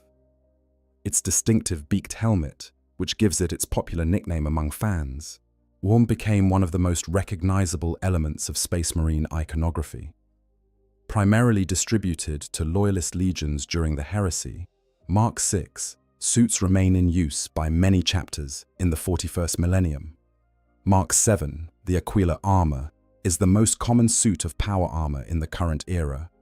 Named for the Imperial Aquila displayed prominently on its chest plate, it features all cabling routed beneath the armor plates, a streamlined helmet design, and a backup power supply with solar recharging capability. For the vast majority of humanity, the image of a Space Marine in Mark VII Aquila armor is the only image they have of the Adeptus Astartes, a towering figure in gleaming ceramite, bearing the Emperor's eagle on his chest and the heraldry of his chapter on his pauldrons. Mark VIII, the Errant armor, is a heavily modified variant of the Aquila pattern that features an integrated collar for additional neck protection and a redesigned helmet. It is relatively rare on the battlefield, typically reserved for champions and squad leaders. And then there is Mark X, the Tacticus armor worn by Primaris Space Marines. Designed by Archmagos Call to accommodate the larger frame and enhanced capabilities of the Primaris Marines, Mark X combines the most effective elements of the older Heresy-era patterns with modern innovations. It comes in several variants: Tacticus, the standard pattern; Phobos, a lighter, stealthier design used for infiltration missions; Gravis, a heavier variant that provides additional protection at the cost of mobility; and Omnis, which combines the protection of Gravis with enhanced movement systems. Mark X is modular and highly adaptable, and it represents the cutting edge of Imperial power armor technology. Regardless of which mark a Marine wears, the relationship between a Space Marine and his armor is deeply personal. Each suit is maintained with obsessive care, not just as a piece of military equipment, but as a sacred object. Many suits are centuries old, having been worn by generations of warriors, each one adding their own battle honors and history to the armor's legacy. Chapter serfs and tech marines inscribe devotional texts in High Gothic along the armor's surfaces, lines of tiny script that detail the battles the armor has been through, the honors it has won, and the warriors who have carried it into war. Purity seals, small scrolls of parchment affixed to the armor with wax, or bare prayers and benedictions that are believed to ward off corruption and malfunction. A Space Marine will spend time every day maintaining his armor, cleaning it, checking its systems, making minor repairs, and offering prayers to the machine spirit that dwells within it. This is not superstition, or at least, it is not purely superstition. The machine spirit is a concept from the theology of the Adeptus Mechanicus, and whether it represents a genuine, sentient presence within the armor's systems, a manifestation of the billions of lines of code that govern the armor's function, or simply a metaphor for the care and attention that any complex machine requires, the result is the same. Space Marines who respect their armor and maintain it with diligence are rewarded with reliable, responsive equipment. Those who neglect it find that their armor becomes sluggish, unreliable, prone to small malfunctions that can mean the difference between life and death in combat. Life inside a fortress monastery follows a rhythm that has been refined over 10,000 years of practice. The daily schedule of a Space Marine, when he is not on campaign, is a grueling regimen of prayer, training, study, and maintenance that leaves almost no time for personal reflection or leisure. The day begins at 0400 with morning prayer in the company chapel. Led by the company chaplain, the brethren gather before the company standard and relics, repeating their oaths of loyalty to the chapter and the emperor. The captain may address the assembled Marines at this time, issuing orders, making announcements of awards or promotions, and/or dispensing summary punishments for infractions against chapter discipline. At 0500, the morning firing rites begin. The Marines practice with a variety of weapons, with particular emphasis on the Marines' personal armament. Marksmanship is taken extremely seriously. Those who demonstrate exceptional accuracy are rewarded, while those whose weapons discipline is lacking receive punishment. The practice is conducted in the fortress monastery's armory ranges or in outdoor training grounds. At 700, the first battle practice of the day begins. This is typically focused on hand-to-hand combat and close-quarters fighting. The exercises often involve live fire components and simulated battle conditions in environments that are deliberately dangerous. As this is one of the reasons that fortress monasteries are so often situated in inhospitable locations. Arctic wastes, volcanic calderas, toxic swamps, carnivorous jungles. The environment itself is a training aid, forcing the Marines to operate under conditions that would challenge even their augmented capabilities. Midday prayer at 1200 gathers the brethren once more to give praise to the Emperor and their Primarch. If battle practice is still ongoing, this prayer may be conducted in the field.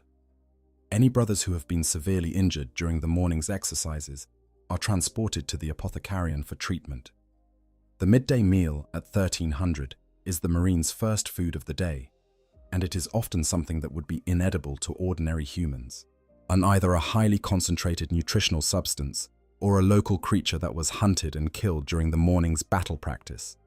Space Marines can eat virtually anything thanks to the Priomno, but they are not indifferent to the quality of their food.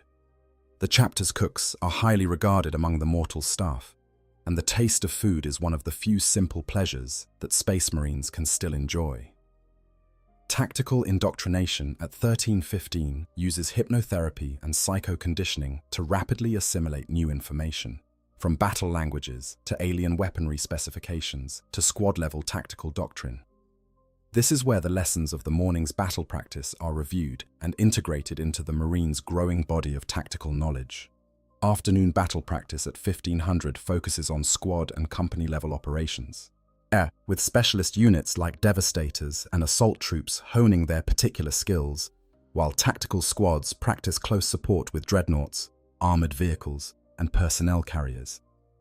Evening prayer at 2000 is a more contemplative affair, a time for giving thanks and reflecting on the day's lessons.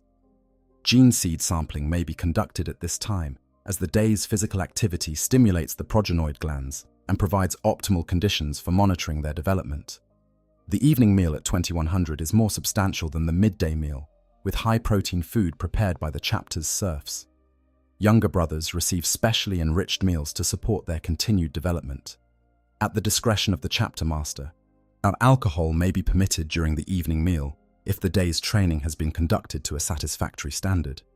Night fighting exercises at 2130 are conducted in conditions of limited visibility, underwater, in zero gravity, through dense fog or smoke, or in other exotic environments. These exercises ensure that Marines are prepared to fight in any condition, at any time, under any circumstances. Maintenance rituals at 2315 are when each Marine tends to his own armor and weapons. Seriously damaged or defective equipment is surrendered to the master of the forge for inspection. Every effort is made to ensure that a Marine keeps the same equipment throughout his service, fostering a deep bond between warrior and war gear. Free time, all 15 minutes of it, is allocated at 23:45.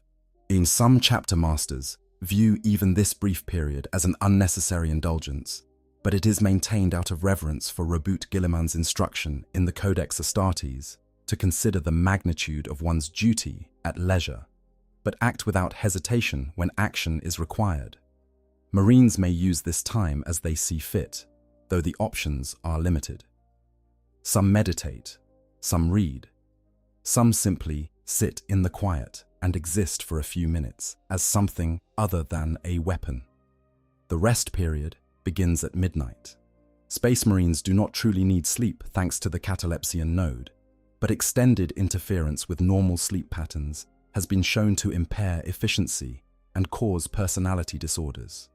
To prevent this, Marines enter a dreamless fugue state for 4 hours, in a period of rest that allows both hemispheres of the brain to recover from the day's exertions. And then, at 0400, it begins again. This schedule is not fixed. Many chapter masters deliberately vary the routine, changing times and activities to keep their Marines alert and adaptable. The rest period is frequently interrupted. Meals are skipped. Prayer times are shortened or extended. The point is not comfort or predictability, but readiness. The ability to function at peak efficiency at any moment, under any conditions, without warning. On feast days and high days, which typically celebrate the Emperor's ascension to the Golden Throne, the birth and death of the chapter's Primarch, or significant events in the chapter's history, the normal routine is suspended.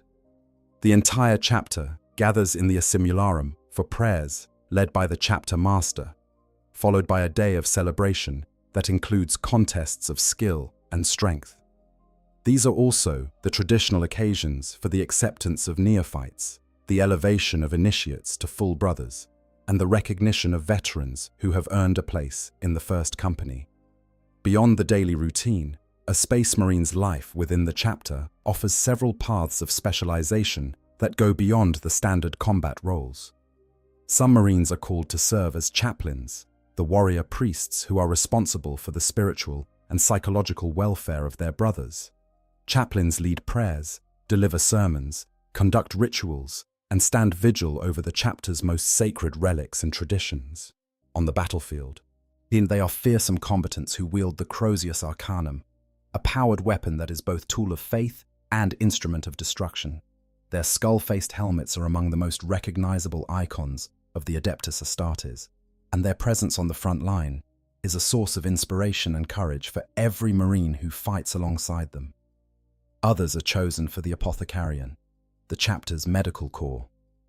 Apothecaries are warrior surgeons who oversee the health of their brothers, perform the implantation surgeries that create new Space Marines, and carry the sacred Narthecium, a wrist-mounted medical tool that includes the reductor used to harvest gene seed from the fallen.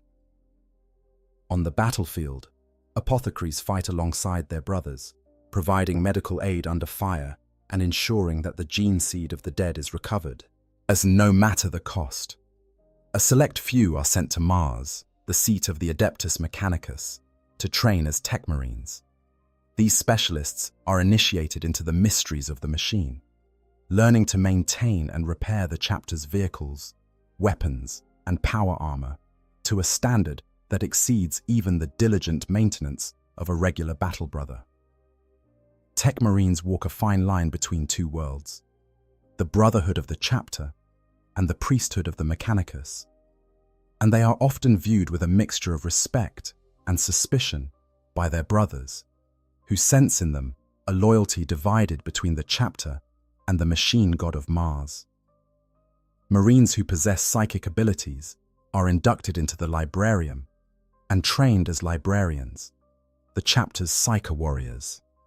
Librarians are among the most powerful and most feared members of the chapter, and capable of wielding the destructive energies of the warp as weapons of war. They also serve as the chapter's historians and lawmasters, maintaining the records and archives that preserve the chapter's history across the millennia. The training of a librarian is perhaps the most dangerous specialization available to a Space Marine, as the use of psychic powers carries an inherent risk of corruption and possession by the entities that dwell in the warp. Librarians must maintain iron discipline over their own minds at all times, and those who falter, who allow the warp to find even the smallest crack in their mental defenses, are destroyed without hesitation.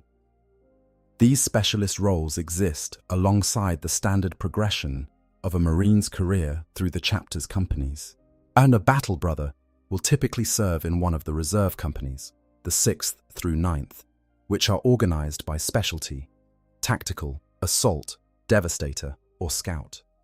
As he gains experience, he will be assigned to one of the battle companies, the 2nd through 5th, which are fully self-sufficient fighting forces composed of a mix of tactical, assault, and devastator squads. The most experienced and honored veterans may eventually be invited to join the 1st company, the chapter's elite, where they wear the ancient and revered Terminator armor and undertake the most dangerous missions the chapter faces. But regardless of rank or specialization, all Space Marines share the same fundamental identity: they are brothers.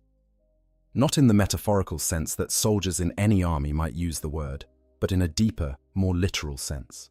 They share the same gene seed, the genetic legacy of their Primarch. They have endured the same transformation, the same pain, the same loss of everything they were before. They train together, fight together, bleed together, die together. The bond between Space Marines is one of the most powerful relationships in all of human experience, a connection forged in shared suffering and sustained by shared purpose that transcends individual personality, individual ambition, individual desire. When a Space Marine falls in battle, his brothers do not simply mourn him. They recover his gene seed, ensuring that his genetic legacy will continue in the next generation of warriors. They add his name to the rolls of honor, inscribing it alongside the names of all the heroes who came before him. They speak his deeds at evening prayer. They're passing his story down through the generations so that he will never truly be forgotten. And in doing so, they affirm the central truth of what it means to be a Space Marine, that the individual is temporary, but the brotherhood is eternal. And so, we come to the end of this journey, though for the Space Marine himself, there is no end. His service does not have a retirement date, a pension, a gold watch, and a comfortable chair by the fire. A Space Marine serves until he dies, and death, for a being who can survive wounds that would kill a normal human 10 times over, may be a very long time coming. Some Space Marines have served for centuries, their bodies sustained by their implants, and their spirits sustained by their faith, fighting the same war that they joined as frightened boys on worlds whose names they can barely remember. But what is sacrificed to create a Space Marine? The answer is everything that made him human. His body is gone, replaced by something that bears only a superficial resemblance to the organism it once was. His memories of his former life fade, dimmed by the hypnotherapy and the simple passage of time, until they are little more than distant echoes, the faint impressions of a person who no longer exists. His capacity for connection with ordinary humans is severed, not because he is forbidden from interacting with them, but because the gulf between what he is and what they are has become too vast to bridge. He is taller, stronger, faster, harder, stranger. He sees the world through eyes that can perceive spectrums of light that are invisible to normal humans. He hears sounds that no human ear can detect, yet he processes information at speeds that no unaugmented brain can match. He is, in every meaningful sense, a different species, and yet something remains. Call it the soul, if you like. Call it the spirit. Call it whatever word feels right for the part of a person that persists, even when everything else has been stripped away and rebuilt. Space Marines are not machines, despite what their augmentations might suggest. They feel loyalty, pride, grief, anger. They form bonds with their brothers that are deep enough to last centuries. They revere their Primarchs with a devotion that borders on love. They serve the Emperor with a faith that is all the more remarkable for being held by beings who have been specifically engineered to be skeptical of anything they cannot verify through their own senses. But the creation of a Space Marine is one of the most extraordinary achievements in the history of any civilization, in any galaxy, in any age. It is the ultimate expression of humanity's refusal to accept its own limitations, the biological equivalent of building a cathedral or sending a ship to the stars. It takes a mortal child, fragile and afraid, and filled with all the messy, complicated, beautiful imperfections that define what it means to be human, and it transforms that child into something that can stand against the nightmares of a hostile universe and push them back. But it is also an act of tremendous loss. Every Space Marine who takes the field of battle is a boy who will never grow into a man, a person who will never know the ordinary joys and sorrows that make up the substance of human life. He will never have a family, he never hold his own child, never grow old surrounded by the people he loves. He will live and he will fight, and eventually he will die. And when he does, all that remains will be his gene seed and his name on a wall. Whether that trade is worth it, whether the survival of the species justifies the sacrifice of the individual, is a question that the Imperium answered 10,000 years ago, and it has not paused to reconsider since. The enemies are too many, the stakes too high, the darkness too deep. The Space Marines are needed, and so they are created, generation after generation, an unbroken chain of warriors stretching back to the dawn of the Imperium and forward into a future that holds only the promise of more war, more sacrifice, more blood. In the grim darkness of the far future, there is only war. But within that war, within the terrible machinery of violence and sacrifice that sustains the Imperium, there are moments of something that might, if you look at it from the right angle, resemble grace. The chaplain who whispers a prayer over a dying brother. The veteran who takes a moment to teach a neophyte the proper way to hold a blade. The apothecary who fights through a hail of fire to reach a fallen Marine and recover his gene seed so that his legacy can continue.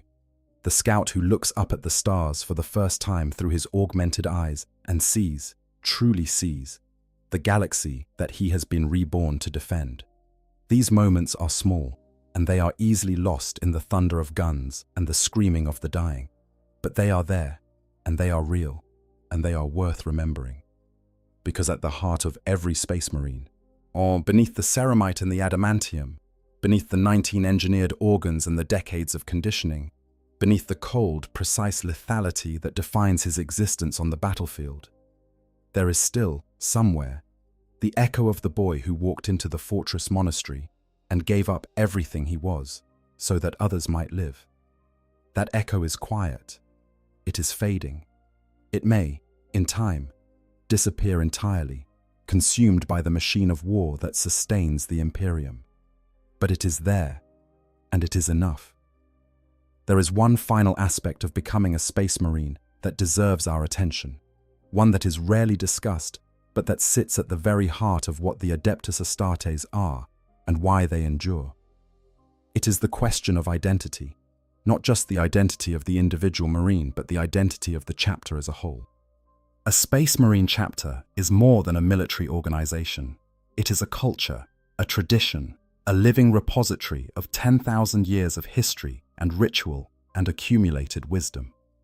Each chapter has its own way of doing things, its own interpretation of the Codex Astartes, its own rituals and ceremonies and customs that set it apart from every other chapter in the galaxy.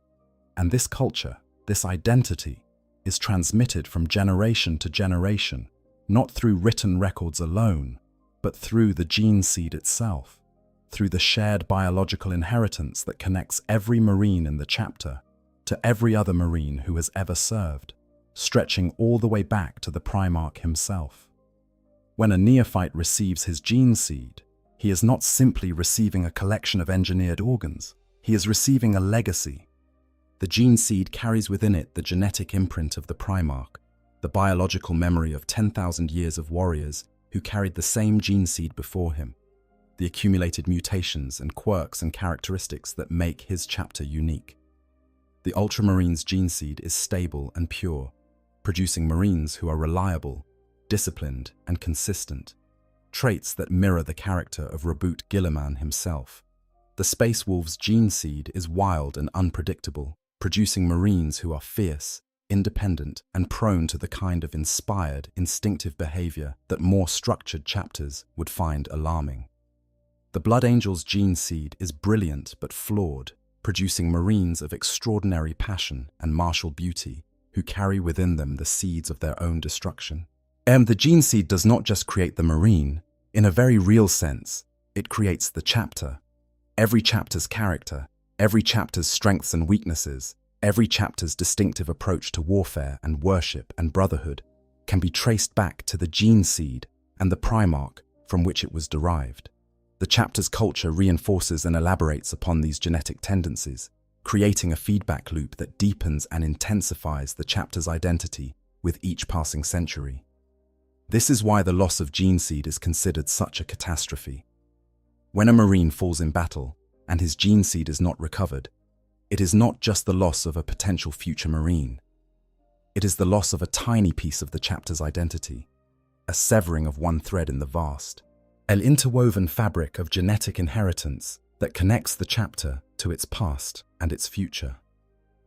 Over time, if enough gene seed is lost, the chapter can find itself unable to maintain its numbers, unable to create new Marines, slowly dwindling until it ceases to exist. Several chapters have been pushed to the brink of extinction by catastrophic gene seed losses, and the recovery from such disasters can take centuries of painstaking work by the chapter's apothecaries. But the gene seed is also a source of vulnerability in a more insidious way, because it carries within it the potential for mutation, for degradation, for the slow corruption of the very qualities that define the chapter. Over the millennia, many chapters have seen their gene seed drift from the original template, in producing Marines with new and sometimes alarming characteristics. Some of these mutations are benign, others are dangerous, and a few are catastrophic, threatening not just the Marines who carry the altered gene seed, but the chapter's very soul. The management of gene seed is therefore one of the most sacred and demanding responsibilities within a Space Marine chapter. The apothecaries who oversee the gene seed vaults are guardians of the chapter's future in the most literal possible sense. Every set of progenoid glands that is harvested from a fallen Marine is examined with meticulous care, its germ cells checked for mutation and deviation from the template. Healthy gene seed is stored with the reverence that normal humans might reserve for holy relics, maintained in stasis fields and temperature-controlled vaults that are among the most secure locations in the fortress monastery. Corrupted or degraded gene seed is destroyed, a painful necessity that reduces the chapter's ability to create new Marines but protects the integrity of its genetic inheritance. Every chapter is required to tithe 5% of its gene seed stocks to the Adeptus Mechanicus at regular intervals. This tithe serves two purposes. It allows the Mechanicus to monitor the chapter's gene seed for signs of mutation and instability, and it provides the raw material for the creation of new chapters when the High Lords of Terror decree a new founding. The gene seed of the Ultramarines, which is considered the most stable and pure of any chapter, has been used as the basis for more successor chapters than any other lineage, which is why roughly 2/3 of all existing chapters can trace their genetic heritage back to Reboot Guilliman. And so the cycle continues. Boys are selected, tested, implanted, trained, conditioned, and sent into battle. They fight, they bleed, they die. Their gene seed is recovered, checked, stored, and eventually used to create a new generation of warriors who will follow the same path, endure the same transformation, and serve the same eternal war. It is a cycle that has no end and no beginning, a wheel of blood and iron and faith that has been turning for 10,000 years and will continue to turn for as long as the Imperium endures. Some find this bleak, some find it inspiring, some find it both. But there is a beauty in the cycle, if you know where to look for it. Not the beauty of art or nature, but the austere, terrible beauty of a thing that works, that does what it was designed to do with absolute efficiency and unflinching purpose. The creation of a Space Marine is an act of transformation so profound that it arguably represents the single most ambitious achievement of human biological engineering ever attempted. Every time it succeeds, every time a frightened boy walks into the Apothecarion and a warrior of the Adeptus Astartes walks out, the achievement is renewed, the accomplishment restated, the defiance of the galaxy's endless darkness given fresh expression. The Space Marine is a living declaration that humanity will not go quietly into the night. He is the proof that the human species, for all its flaws and failings, and for all the cruelty and madness that permeate its civilization, still possesses the capacity to create something that can stand against the very worst the universe has to offer and push it back. He is the answer to every Xenos threat, every demonic incursion, every heretical uprising that would threaten the survival of the human species. He is the wall that holds, the sword that strikes, the shield that shelters. And somewhere inside him, buried deep beneath the ceramite and the engineered organs and the decades of conditioning, there is still the boy, still the child who looked up at the Sky Warriors and thought, in whatever language his world had given him, that they were angels. That boy is gone, in every practical sense. He has been replaced by something stronger, harder, colder, more lethal, more enduring. But the memory of him persists, like a candle flame in a cathedral of iron, small and fragile and easily overlooked, but burning still. That is the final gift and the final curse of becoming a Space Marine. You gain the power of a demigod, the brotherhood of the finest warriors humanity has ever produced, and the chance to defend your species against threats that would otherwise consume it utterly. But you lose everything else. Your past, your future, your humanity, your very identity as an individual human being. All of it fed into the furnace that forges you into a weapon of war. Whether the trade is worth it depends on who you ask. The chaplains say it is, and they speak with the conviction of men who have made the same sacrifice themselves and found meaning in the loss. The apothecaries say it is, and they point to the gene seed, at the unbroken chain of genetic inheritance that connects each Marine to his Primarch and through his Primarch to the Emperor himself. The chapter masters say it is, and they gesture at the battle honours that drape the walls of the Reclusium, each one a testament to a victory that would have been impossible without the warriors who gave up everything to achieve it. And the Marines themselves, most of them do not think about it at all. They train, they fight, they pray, they maintain their armour, they eat their meals, they rest their 4 hours, and they wake up and do it all again. The question of whether it was worth it is a question for human beings, and they are no longer quite that. They are something else, something that exists in the space between man and myth, between mortal and immortal, as between the boy who was and the weapon that is. They are Space Marines, and that, in the end, is answer enough. If you enjoyed this deep dive into the process of becoming a Space Marine, consider hitting that like button and subscribing to the channel. There is so much more of this universe to explore together, from the darkest corners of the Underhive to the brightest stars of Ultramar, and every story in between. Your support means the world, and it helps bring more of these journeys to your ears. Until next time, stay safe, stay curious, and remember, the Emperor protects. I hope you guys enjoyed the story. Make sure to hit the subscribe, like, share button, whatever you want. Give me some feedback if there's any. And yeah, sleep well.